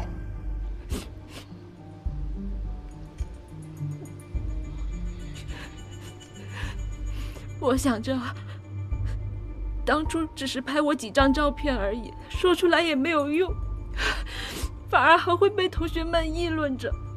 我当时要是有敢一点报警，揭开钱小帅的真面目，他就不会越来越嚣张，做出那么可怕的事情，马思思也不会死。钱小帅作案是有选择性的。他会选择那种性格内向的女生进行作案，但这种女生呢，一般被胁迫拍照后不会选择报警，这就致使钱小帅犯罪动机越演越烈，从一开始胁迫拍照到后来的强奸，还有杀人呢。储存卡的内容已经被林涛调出来了。我也刚刚知道。马思思呢，非常符合钱小帅的受害者选择。在钱小帅的眼里，马思思是一个天然的好得手的对象。从小没有父母照顾，自卑、胆小、懦弱，对感情还有美好的向往。他这样的性格是谁造成的？自己明明就有个母亲住在隔壁市，生了他却不养他。这个世界上什么样的母亲都有，其实不对，母爱不应该是这样的。母亲对孩子的爱，应该是这个世界上最真挚的爱，无论是生是死。母爱应该一直都存在。如果马思思没有得到这样的爱，那只能说明一点：陈美娟这样的人根本就不配当母亲，更不配得到马思思的爱。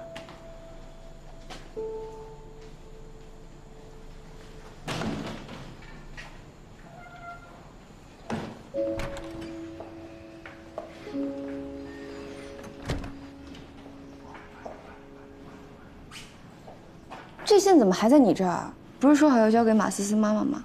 她不配。你这么做是违规的。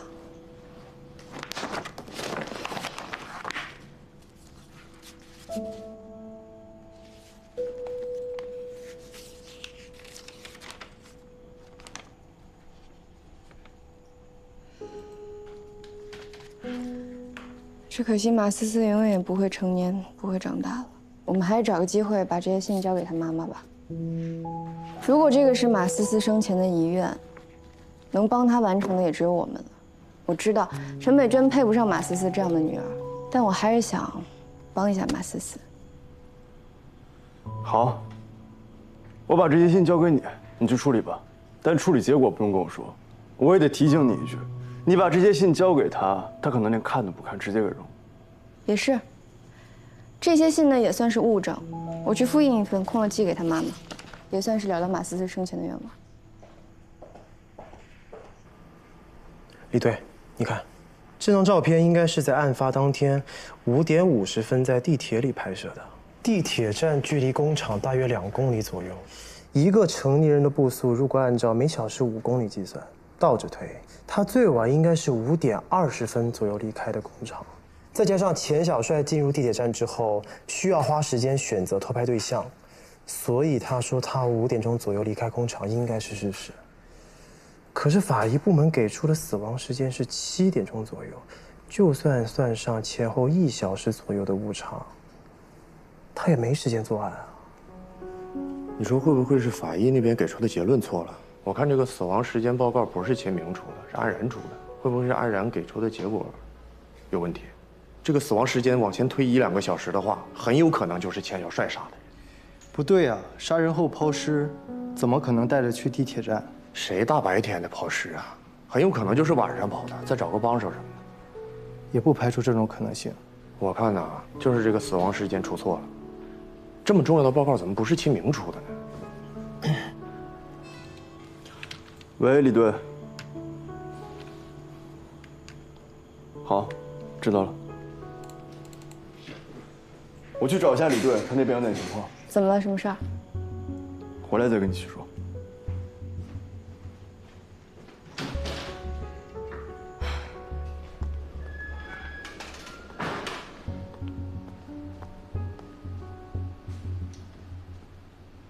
安法医做检测的时候，我也在场。尸体的死亡时间推算是一个复杂的综合指标判断的结果。他的工作符合所有的流程，报告做的也专业仔细。你们现在在没有任何依据的情况下来质疑我的同事，这是我不能接受的。但也不能排除这个死亡时间出误差的这个情况，对不对？我们不能因为1、2个小时就把真凶给放了呀。尸体发现的越早，利用早期尸体来推算出来的死亡时间也就越为准确。虽然个体存在差异，但就这个案子而言，无论是现场环境还是尸体条件，都趋于中间值。结合多种尸体现象来推算出来的死亡时间，我认为不会有这么大的误差。但如果你们依然保有质疑的话，那我可以用其他方式再推算一次。秦明，这不是说……我支持再用别的方式推算一次。好，我会用死者的末次进餐时间再来推算一次。但如果结果依然支持安然的结论，那我希望你们以后可以不要以自利来看人。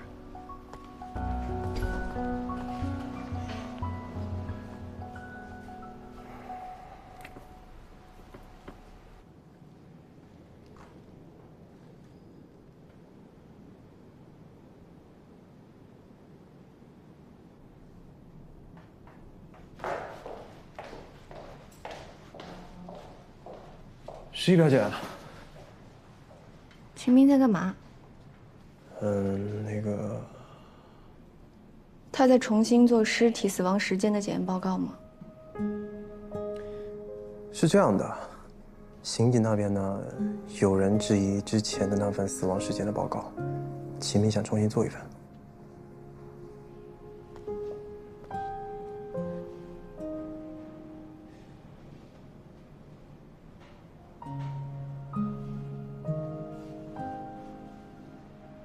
石表姐，你别太在意啊，他们就是急着破案，所以才会质疑你。不过你放心，我对你绝对是深信不疑。我没事儿。其实我不介意别人怎么看我，我就是对自己有点失望。如果我能更强大就好了。哎，那你千万别这样啊！齐明可是很相信你的。真的？当然了。你是不知道啊，他当着所有人面怎么说，那个气场。震慑所有人！你们敢这样质疑我同事的专业，我不同意。如果重检之后还是一如既往的支持安然的结论，那就请在座的每一位，不要再用你们的资历看人了。我能想象到他说话的语气。等一下。喂。好。秦明的检测报告出来了，果然都很一致。但怎么了？干嘛叹气？但从死亡时间上来看，凶手并不是钱小帅，他的确是强奸完马思思之后就走了，凶手另有其人。好了，不聊了，我继续审问那个臭小子。辛苦。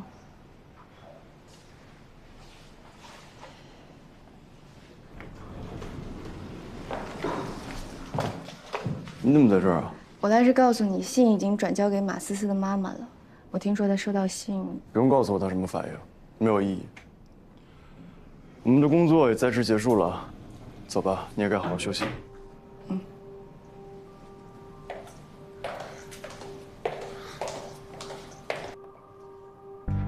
干嘛？放开我！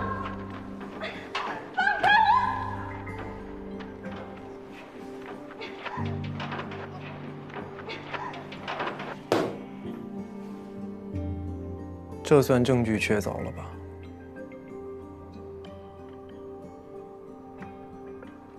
即使没有这个，我也会承认，我强奸了她，她不同意，我就打她。你就这么践踏了一个小女孩的感情？可是我没有杀她，我真的没有杀她。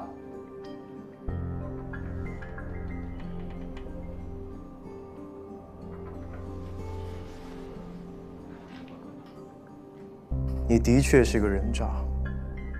但如果你真没杀人，我们也绝对不会冤枉你。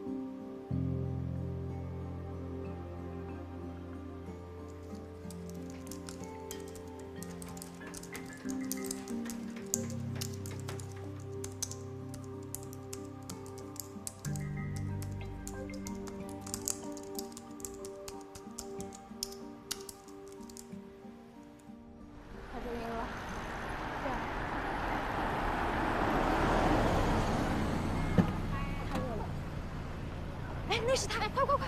哎，快！哎，你说一下吧，好吧？我不知道。你说一下吧。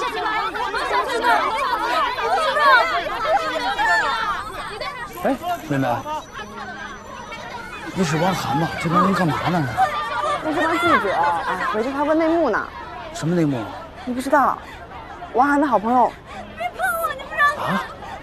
居然还查到王涵男朋友秦小帅的头上，我不知道。死得特别惨，死前还碰那个什么。啊？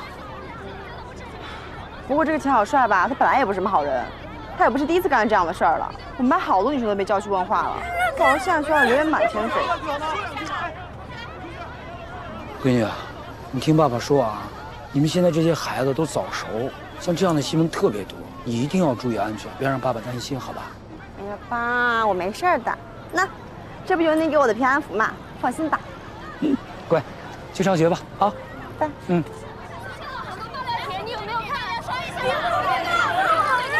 拍了，别拍了，别拍了，别拍了，好。快开车！快开车！快开车！快点，快点！这个钱小帅啊，也就一个绣花枕头，平时装的淡定的一撇。你看，我们把那个证据往桌上一放，马上一把鼻涕一把泪全部都着了，顺带把王涵包庇他的事也全部都撂了。上次演的那是问心无愧，这一次演的那叫追悔莫及。看来秦明跟他说的话起了作用，激起了他残存的愧疚心。这种人会愧疚。有愧疚心总比没有愧疚心强啊！但就现在看来啊，我倒是觉得这个王涵他身上疑点重重。你想啊，他是最后一个见马思思的人，而且跟马思思发生了激烈的争吵，杀人时间、杀人动机都有了，很有可能就是因为马思思和钱小帅的事儿，他误以为马思思勾引的钱小帅。可我总觉得这王涵的杀人动机不够强烈。那可说不准。激情杀人很有可能。我们以前啊，一直以为王涵撒谎是为了包庇钱小帅。我们换个思维想一想，他有没有可能是在为自己打掩护？不纠结了，把他请过来，了解一下就清楚了。好，哎，安然，要不要一起去吃午饭？我不去了，我今天爸妈给我带饭了。那我去。哎，以队，哎，我吃午饭去了啊。哎。啊，你怎么不吃午饭啊？我还想叫你一起吃饭去。咱俩一块儿吃呗，反正你也喜欢吃我爸妈做的饭。好吧。哎，我问你啊，马思思那案子进展怎么样？我们怀疑一个叫王涵的女生，老赵正审着她呢。女生？可是根据现场的指甲组织样本，确认凶手是男性啊。指甲组织样本并不一定就是凶手啊。这个王涵啊，可疑性非常大，他出现的时间跟离开的时间太可疑了。应该不是他。为什么会这么说啊？芦苇丛的痕迹比较多。今天早上我和秦明才汇总完，我和秦明呢，根据现场的痕迹还原了现场，就有了一组脚印分析。我觉得我们应该会有新的进展，一会儿汇总给你们听一下。好。接着说，你和马思思吵完架之后，他走了，你一个人留在工厂里干什么？我什么都没干，我们刚吵完架，我还生他气，所以不想跟他一起做。你一个人在工厂里留了多长时间？只待了一会儿，因为那个时候天已经黑了，工厂里面黑漆漆的，我渐渐听不到马思思的脚步声，周围一点声音都没有，我很害怕，就立刻追出去了。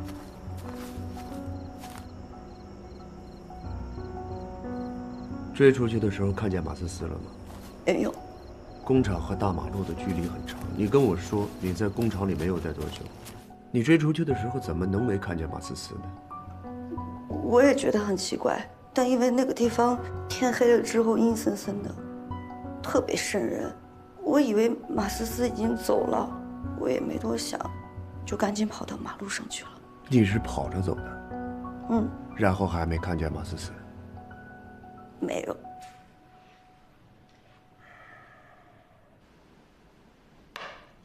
芦苇地上的脚印，我们根据马思思的脚印分布地点，排除了一切无用的脚印，只剩下了这2组。这一组是在工厂的东北方向，距离工厂100米，目前可以断定是马思思跟钱小帅在拍照的时候留下的鞋印。第2组是在厂房西北角方向，距离厂房30米，目前可以推断出是嫌疑人跟马思思的脚印。根据鞋印的痕迹，还有周边环境以及死者的鞋印做对比，可以看出是同一时间留下的鞋印，因为鞋印有相互重叠和覆盖的部分。这也就说明，绝不可能先后到达了现场，否则脚印就不会相互覆盖。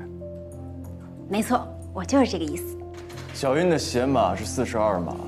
根据立体足迹形态，可以推断出凶手应该是一个身高170厘米左右、体重140斤左右的男性。假设王涵说的话是真的，没有撒谎，那么这个人很有可能就是凶手。我再补充一点，根据足迹库查询结果，凶手呢穿着劳保鞋，这个很普遍，在任何一家劳保用品商店都可以买得到。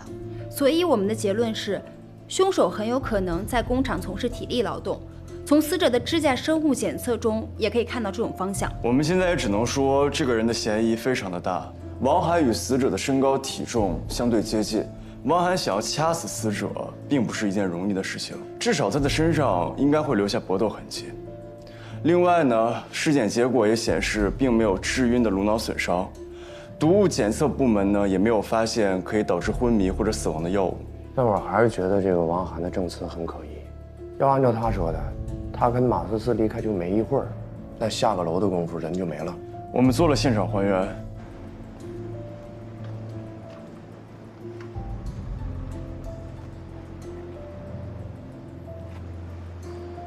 开始。环环穿着马思思的同款鞋往下跑，因为当时马思思的情绪比较激动，所以我们推测她是用跑的。当我们听不太到明显环环脚步声的时候，她已经距离工厂是30米之外的地方。以王涵的身高来算的话，他下楼的时间应该是30秒左右。所以凶手要在30秒以内，将马思思从距离工厂30米的路上拖进芦苇丛。时间够吗？我们做了实验，时间绰绰有余。开始。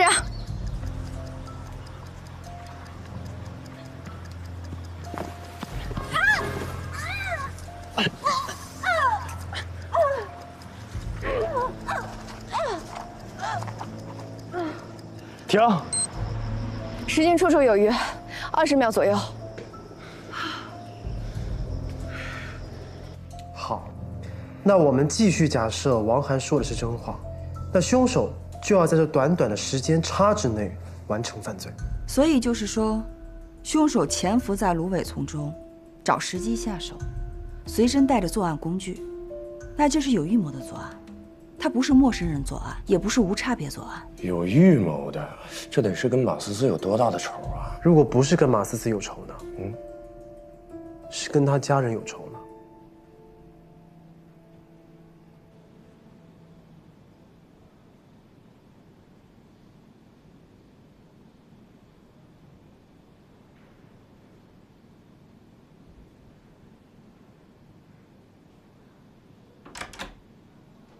秦明，你怎么还在这儿啊？找线索啊。不是，这些线索我们已经反复检测过了，没有什么问题啊。用不同角度看待这些物证，用不同方式串联证据，也许就会带来不同的结果。我有一种感觉，一定是有什么我们没想到的。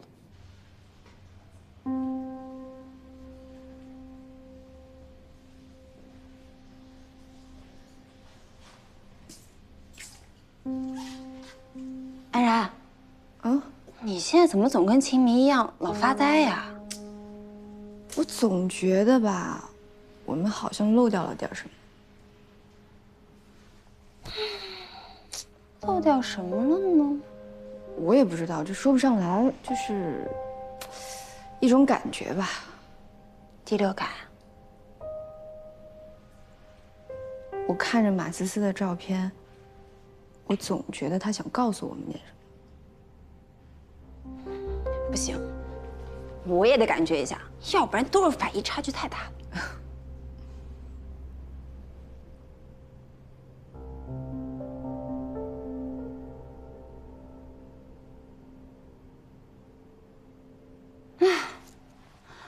不行，还是什么都看不出来。这个芦苇丛我们检查了很多遍，除了芦苇就是芦苇。还有这个啊，这件外套我们也里里外外检查了很多遍，只有王涵和马思思的毛发。那他们都穿过同一件外套，有他们的毛发很正常呀。你说什么？你把你刚刚的话再说一遍。我是说，这个外套只发现了死者跟王涵的毛发，因为他们都穿过同样一件外套呀。秦明的感觉是对的啊？秦明的什么感觉？欢，你今天每一句话都在点子上，你也是对的。啊？我也是对的。我们一家人老老实实的，哪有什么仇人啊？那马思思的妈妈呢？她有没有跟什么人有过冲突？别问我，我们一家人7、8年没跟她联系了，她的事儿我们不知道。那您最近有没有遇到什么让您印象比较深刻的事情？啊，不一定是大事啊，偶尔邻居吵架也有可能是我们的线索之一。真的没有，我们一家人一向老老实实的，生怕与人起冲突。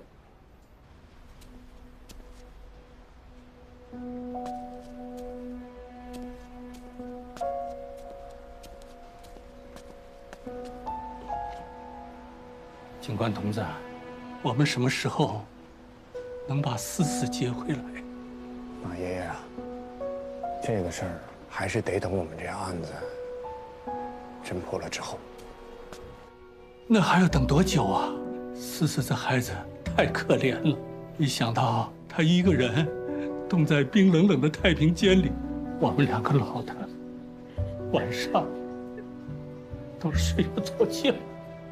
是啊，爷爷奶奶，我们一定会尽快给你们一个交代。我们相信警察同志，谢谢你们。马爷爷，别伤心，我们先走了。哎，好，谢谢，保重保重，谢谢。刘伯伯爷爷，哎，爷爷，这礼品是邻居送的吗？可能吧，可能不知道是谁放在我们家门口，也没留名字。送礼不留名，挺奇怪的。走。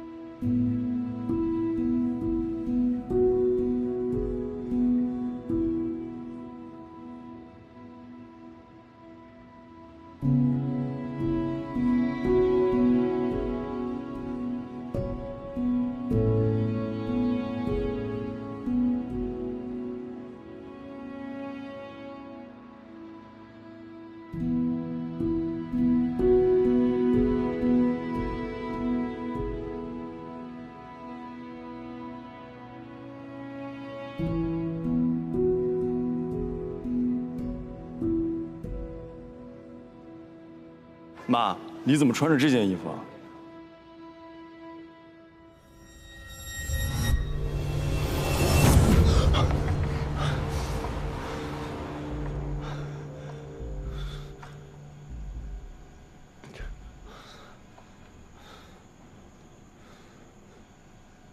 你怎么了？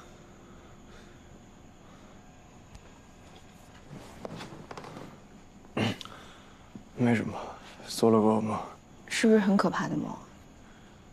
不可怕，就是让我挺不舒服的。我跟你说，我们这儿呢有一个习俗，说摸摸头做噩梦就没事了。其实不摸也会好的。你做噩梦是不是跟眼前的案子有关系？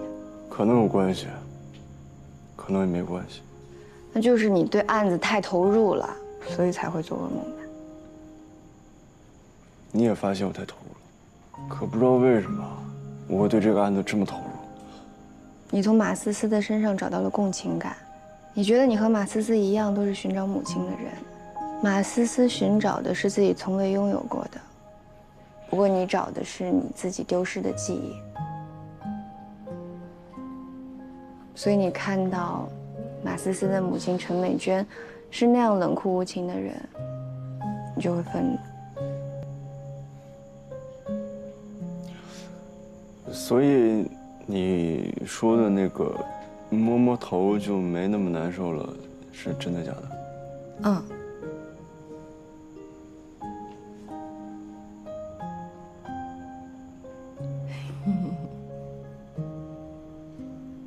哦，对了，你来这儿找我是不是有什么事儿啊？我差点忘了，我知道我们漏掉什么了。你说。龙帆市炼钢厂外面那片芦苇地和其他地方都不一样，它不像这儿，它没有万家灯火，也没有霓虹灯广告牌，所以我们上次搜证的时候就发现，只要太阳一下山，在没有灯光的照耀下，如果不是面对面的话，是不是根本就看不清对方的脸？对啊，你说的没错，怪不得我会做这个奇怪的梦。我告诉你啊，我刚刚做梦一直在找我妈妈，然后我看见一个穿着黄色外套的女人，我不停在追她，结果她一回头，却发现她没有脸。会不会凶手和我一样，都是被外套所误导了？其实他真正的目标根本就不是马思思。对，在看不清对方脸的情况下，又只能靠衣服来识别，那么凶手的目标很有可能就不是马思思，而是王涵。没错，我们得赶紧把这个消息告诉李队，希望对他们有帮助。走吧。孙继生好。老板，哎，来了，来两瓶水。哎，好嘞。魏老板，你们这礼盒卖的怎么样啊？我们的礼盒一直卖的不错呀，毕竟啊，我们是这附近比较高档的礼品店。老板，我们是警察，啊，您别紧张，我们随便问一下啊。您这个监控录像一般保存多少天？不好意思，警官，我们的监控啊坏了好几天了，这不一直忙嘛，就没来得及修。啊，那你还能记得这两天都谁在你这买过礼品盒吗？我是刚回来，这个呀得问我儿子，他出去办事去了，估计2个多小时就能回来。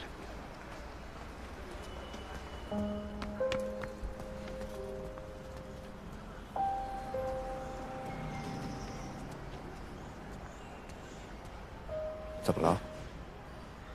不知道啊，刚看到一个人，应该是附近的住户吧。本想随便问2句来着，那结果一转眼就不见了，走得也太快了。行吧，咱们先回支队。老板说他儿子一会儿回来，不行回来问问他儿子。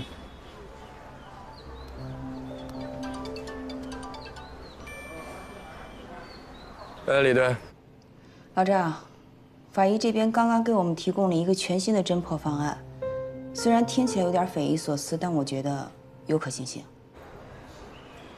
你那个好朋友给我们提供了一个新的方向。年轻人脑子是活泛啊，不过我们这些老同志的经验也不差。如果他想法要是正确的话，那证明我今天的猜想，有可能就是至关重要的线索。走，先回支队。好。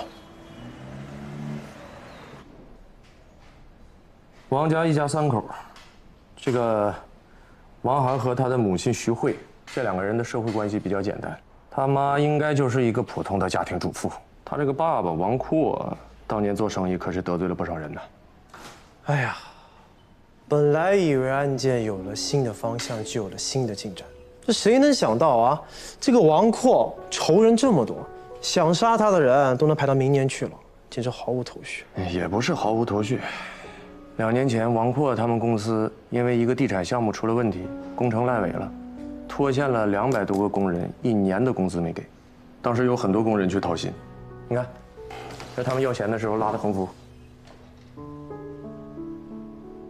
在工地里起早贪黑，干1年高危的工作，还不给他工资，我看呀，这200多个人都有杀他的动机。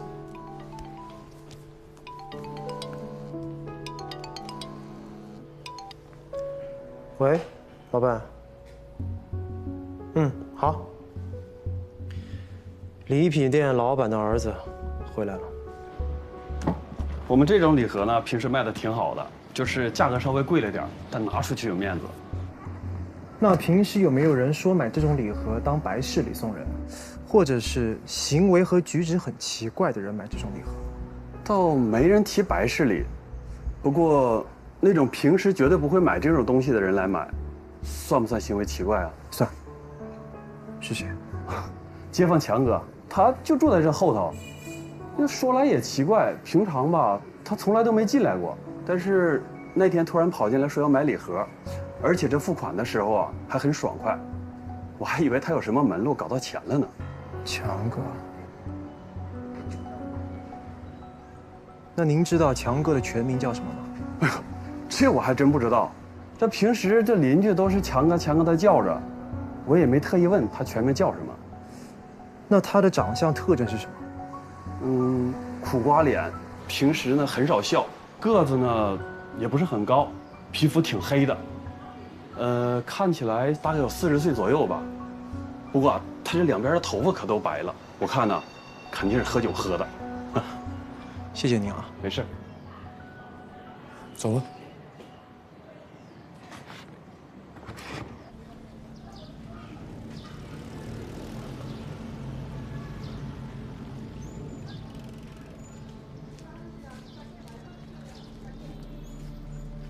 大哥，打扰了，跟您打听点事儿啊。您认不认识一个叫强哥的人？个子不高，有点微胖，这个鬓角还有点泛白。哦，是葛强吧？对，他家就在那平房那里。好嘞，谢谢你啊。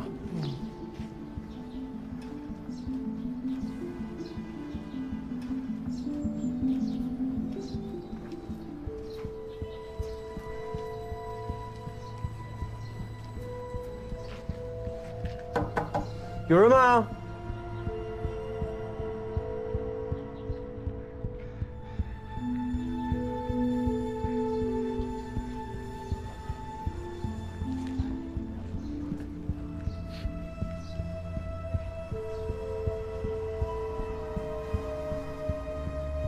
你找谁？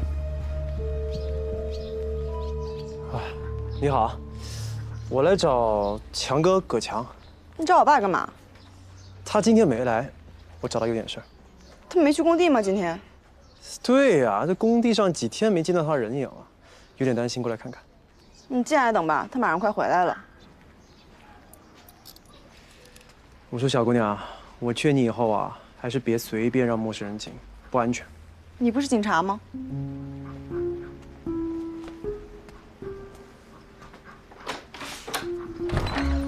我在学校食堂见过你，操场上也见过，而且我看你的打扮也不像是工地上的人。我还在想会不会有警察来问我马思思的事情，结果你就真来了。你是来问我那件事情的吧？算是吧。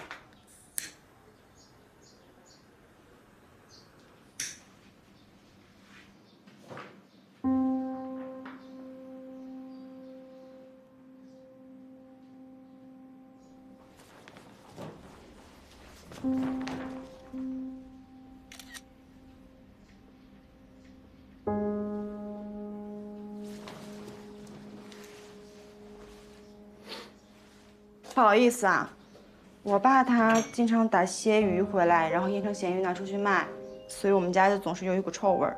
没事。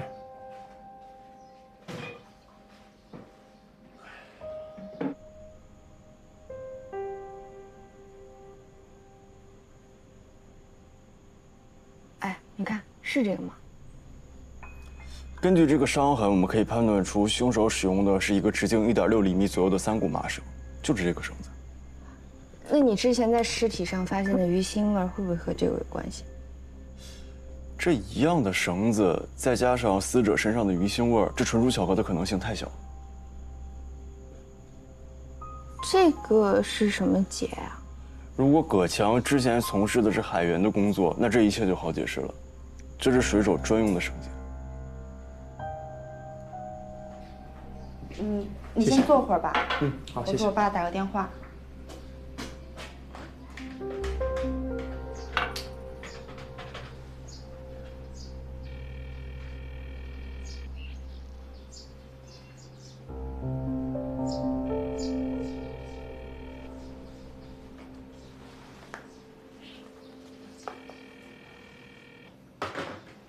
平时这个点儿，我爸早就回来了。今天也不知道怎么搞的，我给他打电话，他也没有接。没事，我下次再来吧。谢谢你，小姑娘。根据我们现在掌握的线索，葛强跟王涵的父亲王阔有着很深的仇恨。当年王阔的公司欠薪，葛强就是讨薪者之一。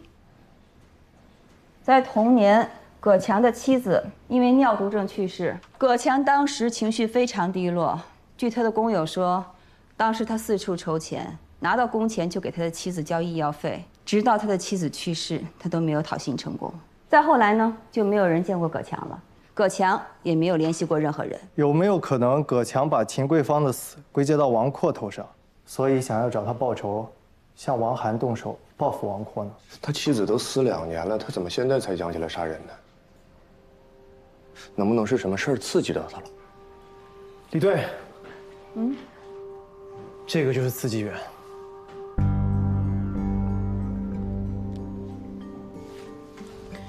就这个，帮我看看什么药？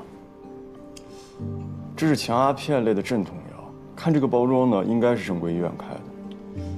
但是这种药一般都是开给临终关怀的病人，就比如癌症晚期，只能用姑息疗法治疗，生命应该只剩下几个月，甚至是几个星期的时间。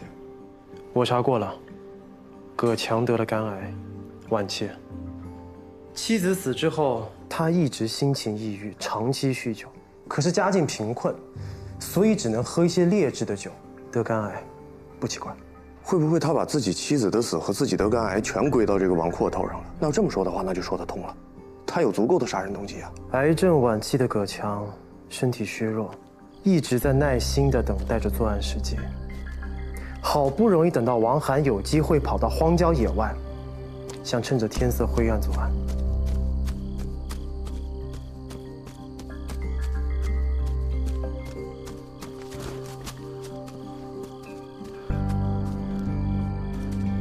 却不想误杀了马思思。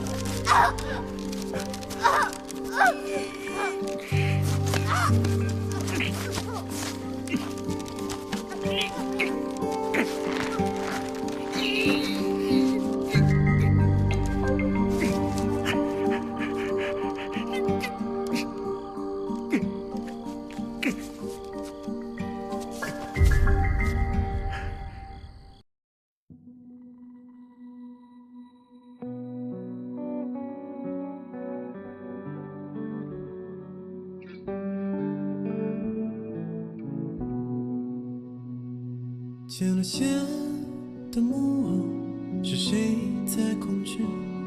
明灭恍惚的烛火，在责问我。恐惧像无尽深渊，藏匿着什么？颠倒了爱与恶，被遗忘的故事，封尘的日子，时光像是琥珀。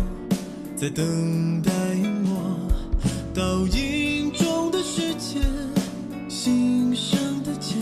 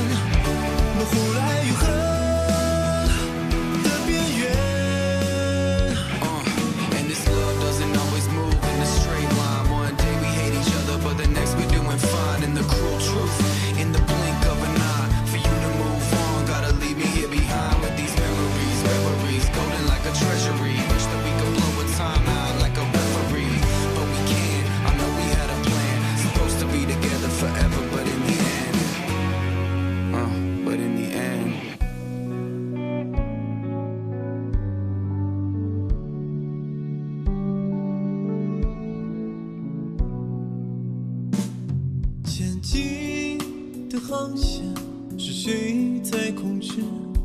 已经模糊的曲直在追问我，这生锈的钥匙锁上了什么？看不清爱与恨。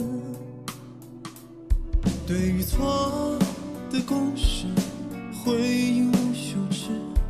时光像是琥珀，在荡涤我倒影中的世界，心上的结，我怎么能冷漠？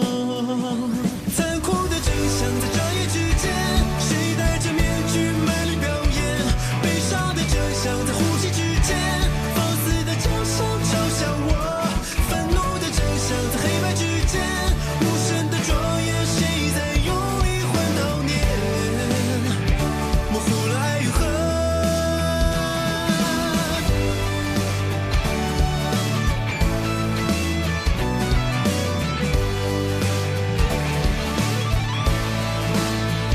那残酷的真相在转眼之间，谁戴着面具卖力表演？有悲伤的真相在呼吸之间，放肆的假象嘲笑我。愤怒的真相在黑白之间，无声的庄严，谁在用灵魂悼念？模糊了爱与恨的边缘。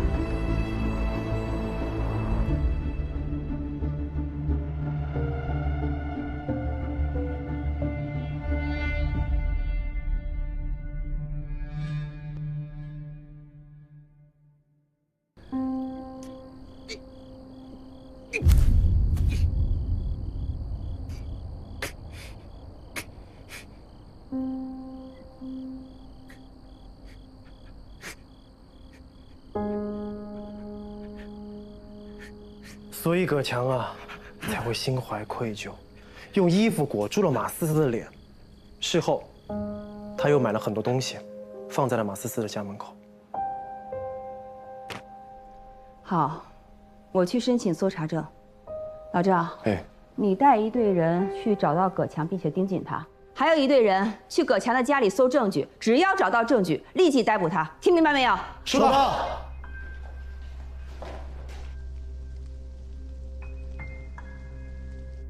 涵涵，怎么又躺下了？你看看你这一天天的，读书也读不好，现在连门都懒得出了。我不让你管，我就想躺着。再躺你就发霉了。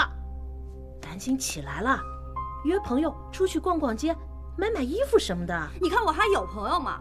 不就是死了一个同学嘛，这人又不是你杀的，摆样子就行了啊。涵涵，像这样的朋友以后还会有很多，不值得你为他这样。可是他就是我的朋友，他死了，我难过，怎么了？那他死就死好了，为什么还要连累你啊？让警察再而三的找你麻烦。你看看这外面都传成什么，多难听！你说说你都交了什么朋友？你爸说了，尽快给你安排转学，去私立学校或者出国读书。以后再交朋友，要看看身份，看看他们配不配。哎，你马上说吧，我出去了。你这是去哪儿？我叫司机送你啊。不用，我想自己一个人走走。哈哈。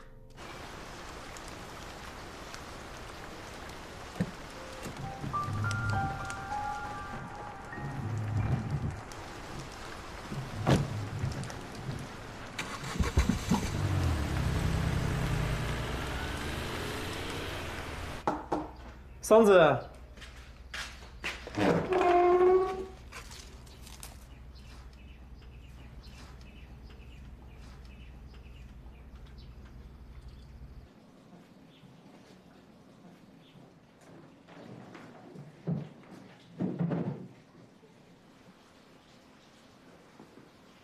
没事儿，桑子，我们只是正在进行日常搜查，麻烦你配合一下吧。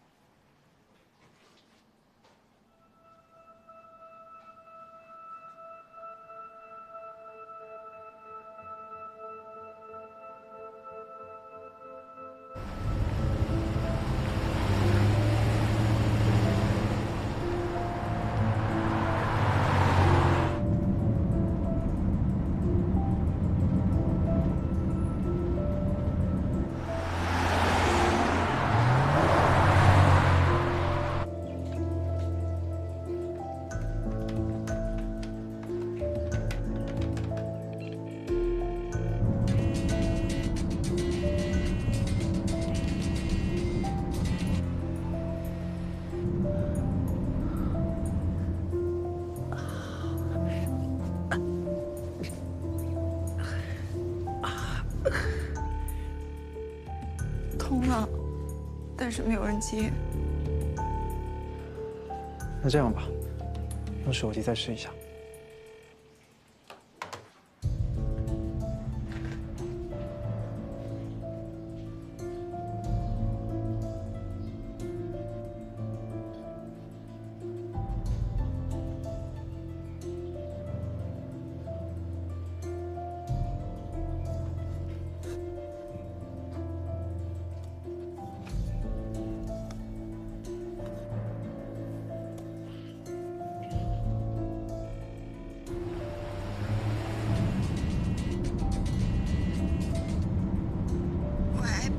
哎，姑娘，你什么时候回来呀？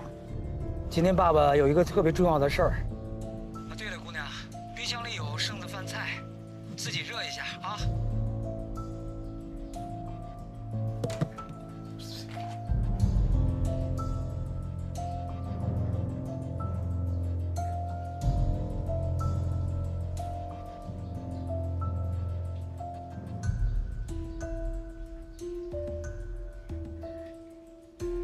什么事情这么重要啊？一定要今天吗？我想你早点回来。回来啊！爸爸回来，给你带你喜欢的烤白薯啊。爸，你在哪儿？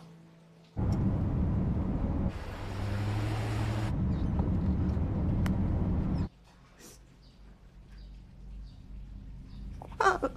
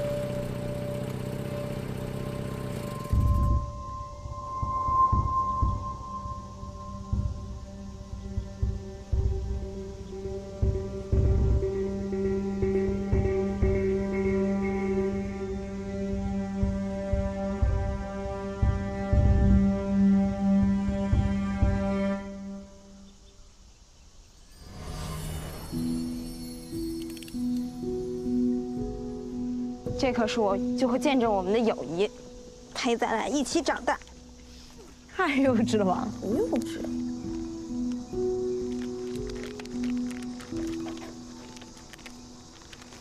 你最近是不是有事瞒着我呀？没有啊？绝对有。没有。说。那我给你说了，你不能告诉别人。啊，是啊，就我们两个人知道。我绝对不说。我有喜欢的人了。谁呀？不会就是那个吧？时间小帅。我觉得啊，他不行。为啥呀？配不上你。全世界人都配不上我，行吗？那肯定的呀。就你配得上。我觉得真不太行。行，知道了。10分钟前，葛强的车子停在了双林公园的入口处，被开了罚单。好，你们快去吧，我和黄怀留下来搜索证据。行，兄弟们，跟我走。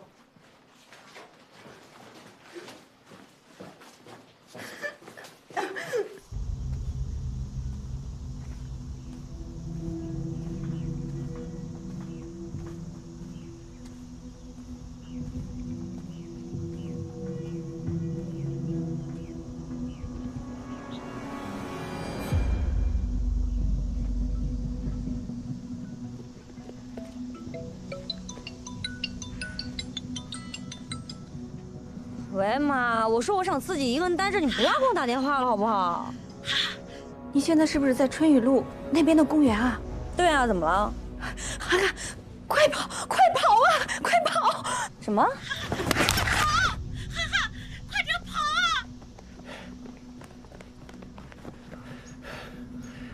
分开找。好，去，跟我走。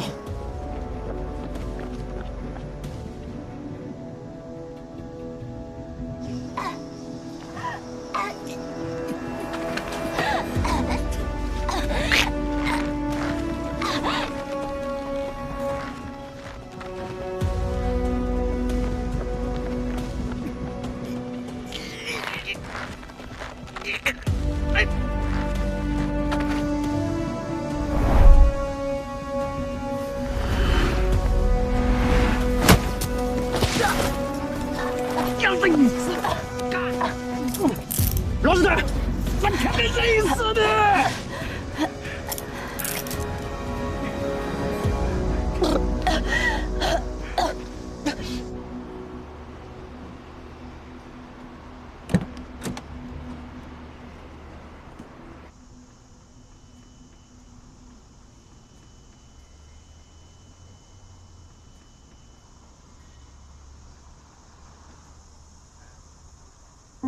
发现血迹，拍照。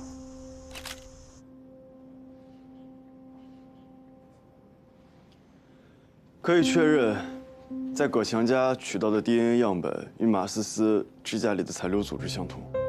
在葛强的车上发现了马思思的 DNA 和毛发组织，在车的后备箱发现一段绳索，绳索两端的 DNA 属于葛强，中段属于马思思。葛强为什么要杀王涵？因为他爸爸王阔，他害了我们全家。要不是他拖欠我那笔工资，我濒危的老婆也不可能死。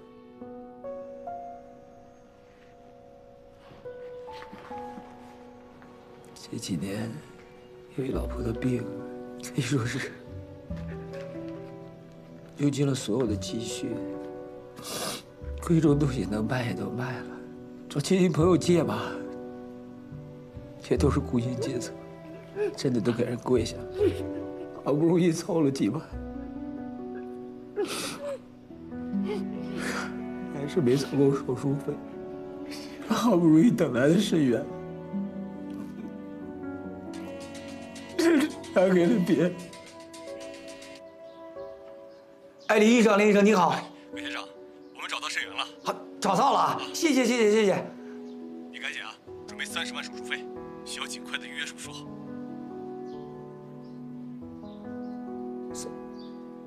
30万？对。好，我知道了。就这样，我的病拖了老半年，人就走了。你们说啊？要不是这新房拖欠我这钱，我要能凑上医药费，我老婆能死吗？他欠你多少工资？10万。10万。但10万也不够啊。我知道不够啊。我不是在凑吗？到时候我可以求求人家医生，能不能先给我媳妇儿治一下，先做手术，我再慢慢还的。没了，人没了。但拖欠你工资的人是王阔，王涵是无辜的，你为什么要杀他？有什么样混蛋的父亲，就有什么样混蛋的女儿。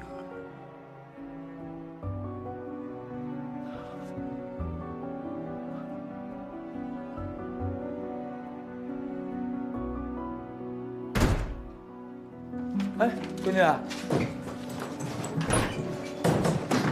怎么了？吃饭了吗？没吃饭，爸爸给你弄。你哭什么呀？怎么了？哎，这鞋怎么了？这是假的，是仿的名牌。这鞋哪有什么真假？能穿不就行了吗？对吧？爸爸给你擦擦啊。可是今天王涵也穿了双一模一样的。他直接在所有人面前说我这是假的，说我是个山寨女，这什么生日礼物？不要这样丢脸的生日礼物。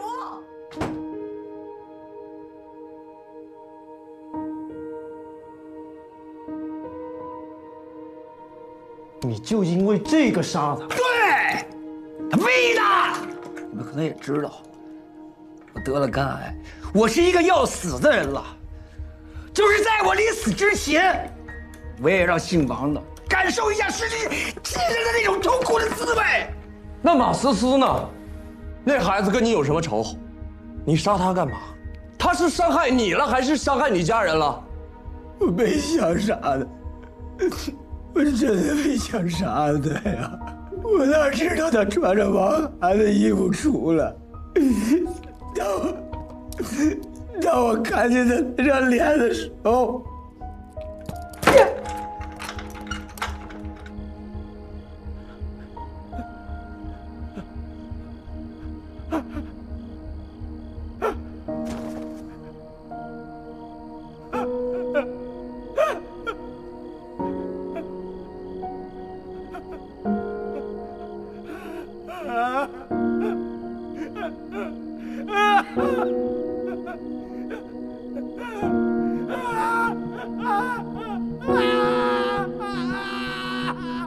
葛强，你杀死的是和你女儿一样大的女孩，我不管你出于什么样的原因，都不是你杀人理由。你给我仔细想想，你希望你女儿有一个杀人犯父亲？你希望你女儿和你一样一生都活在悔恨和痛苦当中吗？完了，一切都完了。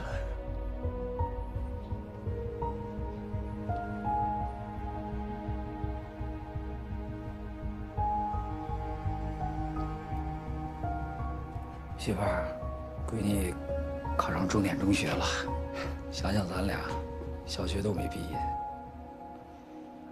姑娘太争气了，你在那边安心吧，啊？妈，你放心，我一定好好学习，给你争气。对不起，我女儿，对不起，那个叫马思思的孩子，我太偏激了。可是，作为一个父亲，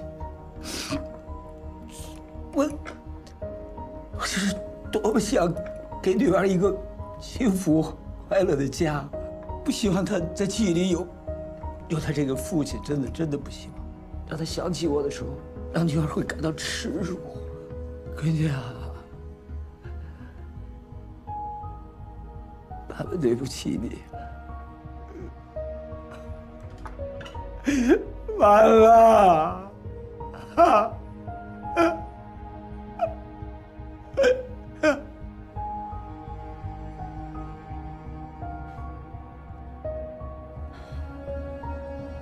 为什么要走到这一步才想到自己的女儿呢？但凡早点想到自己女儿，他的双手就不会沾满鲜血。人被仇恨蒙住双眼的时候，是看不到这些的。就不知道葛桑子知道杀害自己同学的是自己的亲生父亲后，会不会留下严重的心理阴影？父母对孩子的影响太大了，一场凶案毁灭了3个家庭。希望葛桑子可以健康成长，不要像他父亲那样，被偏激和仇恨拖入歧途。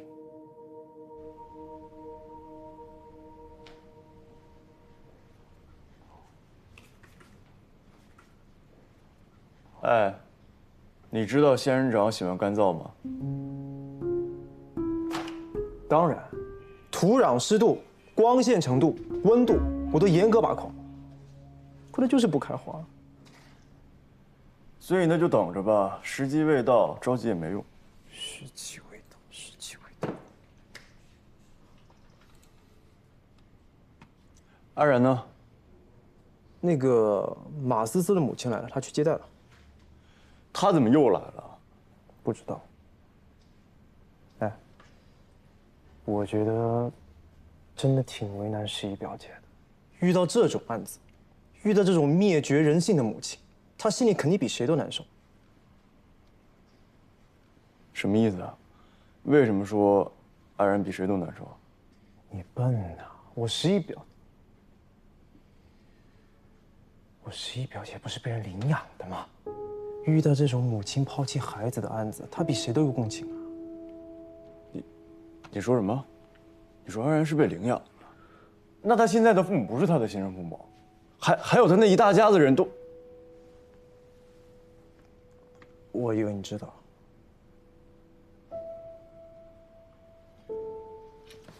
哎，你去哪儿？哎，完了。请坐。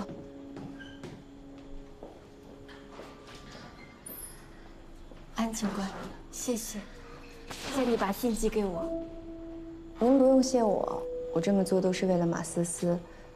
她已经走了，我能做的也只有这么多了。知道，我全知道。那些信您看了吗？看了，每一个字都看了。我以为他会恨我，恨我为什么把他生下来，生下来了，为什么又不要他？我害怕看到他指责我、怨恨我的样子。刚跟我现在老公在一起的时候，我就想，再过一段时间，我就要告诉他，我还有一个女儿，我把她藏在我前夫的父母家里。后来有了现在的小宝，我就想，等小孩大一点，我们家庭再稳定一点，我就要把他接回家，我们一起过安逸的日子。一天一天，就这么过去了。我始终都没有勇气把这件事情告诉我的老公，年复一年，就到了现在。逃避是最卑鄙的方法。马思思根本就不想要过好日子，她想要的就是一个妈妈。她想要的就是能在她跌倒的时候，妈妈能抱抱她，告诉她妈妈在这儿，别哭。我要去见他，我要带他回家。他一直在等你。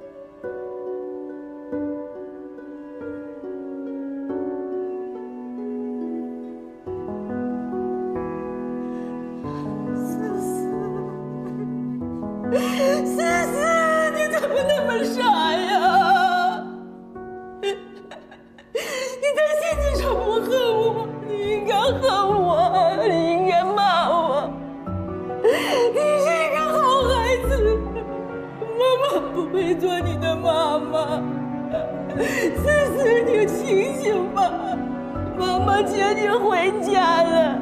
思思，妈妈对不起你呀，妈妈，我的好孩子，妈妈真的对不起你。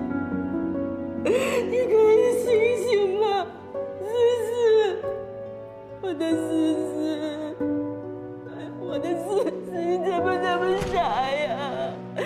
妈妈真的对不起你，你醒醒，妈妈的孩子啊，你醒醒！给我出来！这位先生，给我回家！陈美娟，你骗我！对不起，生我孩子这么大事儿你不告诉我？对不起，老婆。对不起我屁用！吃我的花我的，还吃里扒外，看我回家怎么收拾你！这是什么？这是什么？我告诉你，赶紧给我烧了他！以后不许再提这个事儿。从今以后，给我跪着，直到有一天我愿意原谅你为止。在这段婚姻里，我一直都是跪着的那一个。今天，为了我的女儿，我也要站起来一次，哪怕只有一次。你说什么？思思的事情，我没有告诉你，是我的错，我不奢望你能够原谅，但是我现在不能跟你回去，我要陪她最后一场。呸！人都死了，你还在这假惺惺的？你别以为我没调查过，你女儿跟你一样，死的时候也是个二手货。小小年纪不干不净，你这什么眼神？啊！你可以打我，可以骂我，孩子已经死了，你不要再侮辱他了。你是不是疯了？敢这样跟我说话，你知不知道后果呀？所有的后果我都能承担。大烂货，小烂货，你们一家都是烂货。我要离婚，不准再骂我的女儿！打我！我今天我打死你！我要让这个烂货今天长长记性。别打了，松开我！我管我自己的老婆，用不着你们别人多管闲事。别人，这里是法医的办公区域，我就不算别人。打人是犯法的，你再打的话，我就有权把你留下来跟你聊聊。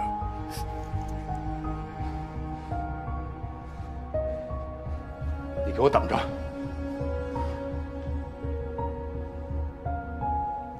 谢谢。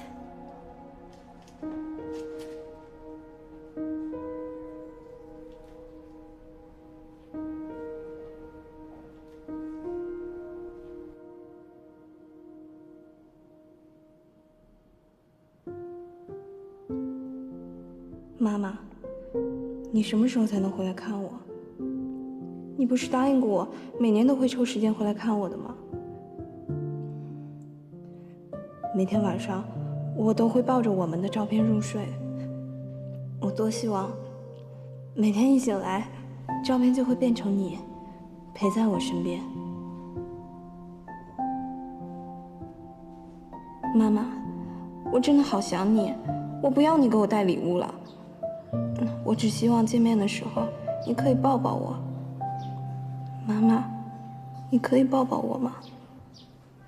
别的小朋友摔倒了，妈妈都会把他们抱在怀里，他们可以抱着妈妈撒娇，可以哭。可我摔倒了，只能自己爬起来拍拍自己身上的灰。我好羡慕他们，我真的好想抱着妈妈好好哭一场。妈妈，你快回来了吗？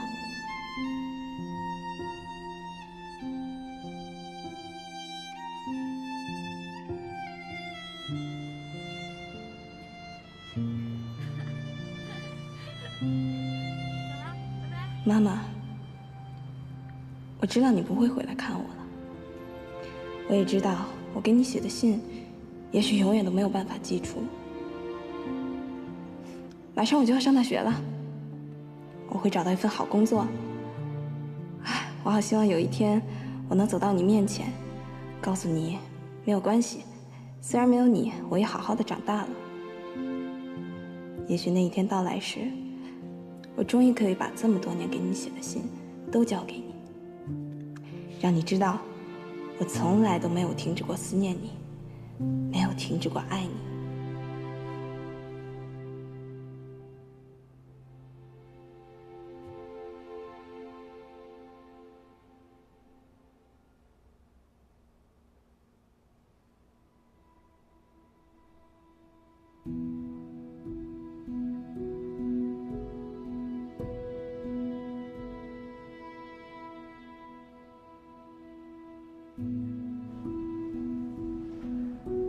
警官，过2天我来领女儿，谢谢。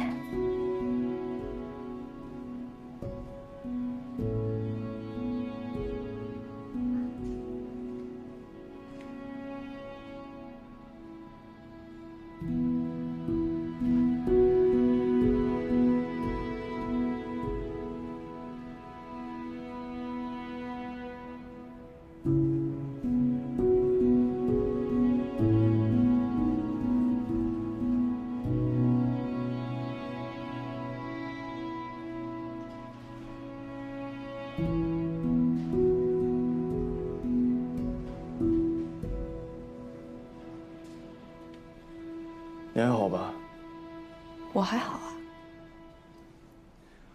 这段时间一直都是你安抚我，好像我从来没关注过你的情绪。马思思的这个案子，你辛苦了。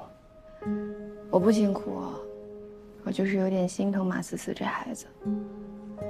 其实你对马思思有共情感，我也有。我们3个呢，都是成长经历差不多的小孩。你呢，一直在寻找关于妈妈的记忆。马思思呢，只要一想她妈妈，就一直给她妈妈写信。我父母从我一出生的时候就抛弃我了，所以我对他们一无所知。我不知道他们长什么样，也不知道他们叫什么名字。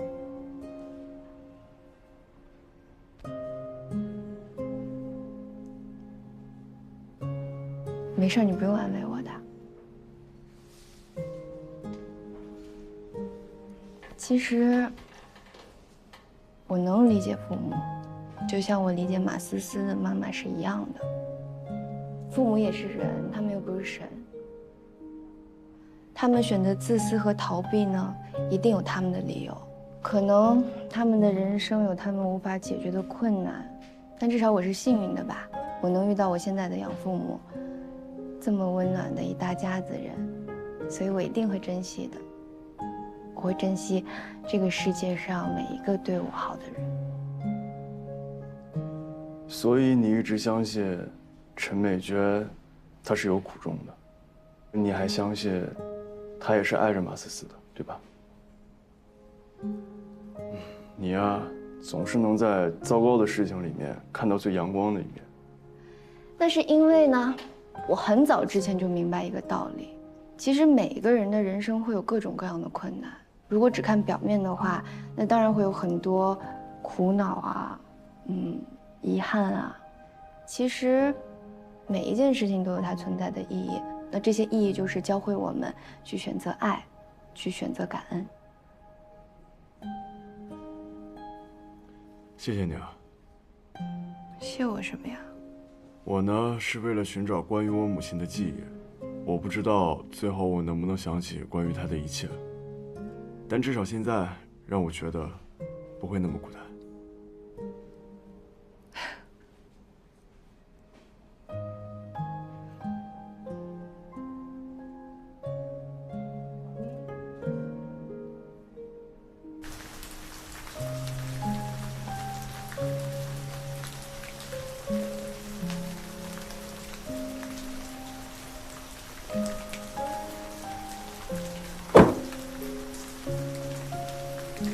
涵涵，走吧。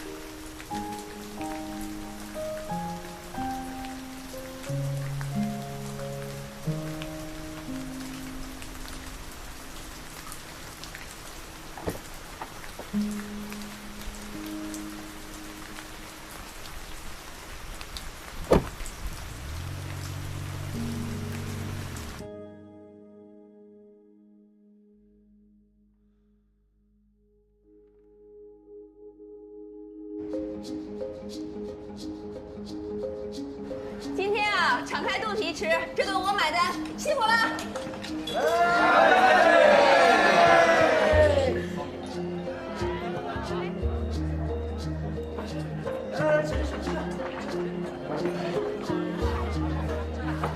大家吃好喝好啊！钱小帅这小子必须中他。我现在一想，这臭小子满肚子气。生气不适宜吃饭，所以我建议你只看别吃。怎么可能呢？我正饿着呢，不信你摸摸，是不是前胸贴后背？饿了不吃饭，是不是更不有利于身心？摸摸，摸，来。相比之下呢，我更喜欢摸尸体。这样吧，你想让我摸你，你可以变成一具尸体。尸体，满脑子尸体。怎么了？不爱吃啊？哎呀，你们这就为难我们秦明大法医。也不想想，这么多双筷子在这火锅里面涮啊涮，这么多人口水在那边嚼啊嚼，我才能吃得下。哎，挺好，你就多喝点水啊。你这份肉听你吃。你看这肉，嫩的不要不要的。哎呀，哎，真不吃啊！这火锅是高温，再有细菌的烫一烫就没了。安然就别理他了，他现在呢就是在维持自己的高冷洁癖人设。人嘛，总是会改变，所以我觉得现在我是时候可以改变。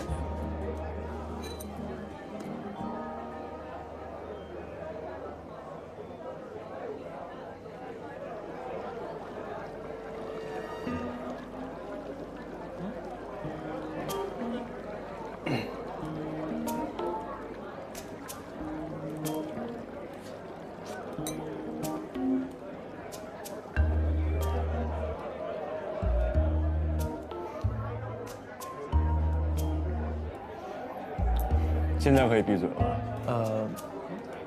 这块肉是我下的。来，是我给你涮的。李队，你看这安然护短护的呀。老赵，单独点一份猪脑，咱们的新人需要补补脑。谁的新人？我也想要一份猪脑。环环，你也喜欢吃猪脑啊？老张，来2份猪脑。哎，好嘞。来，干杯！吃的也不快呀。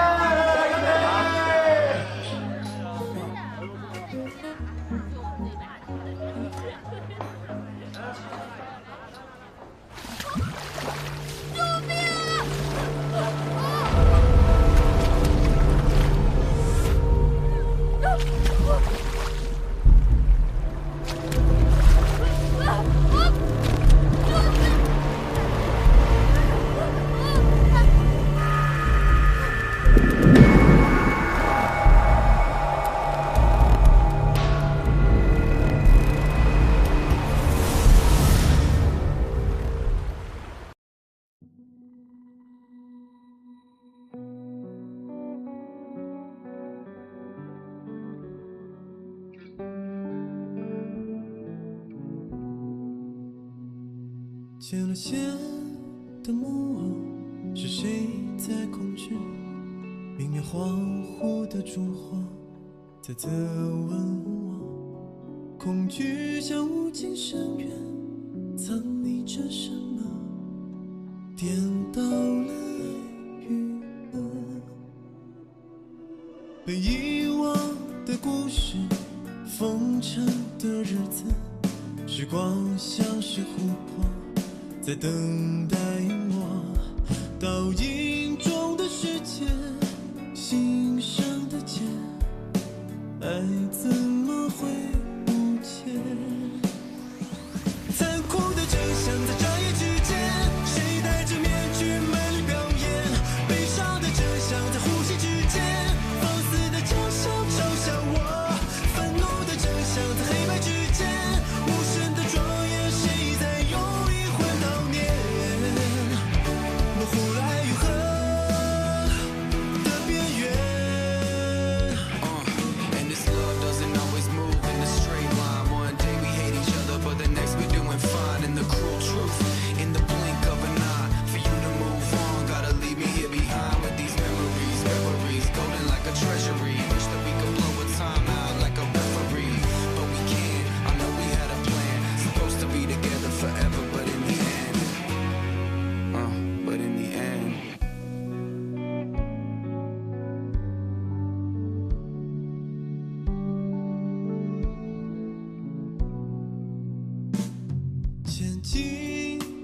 方向，是谁在控制？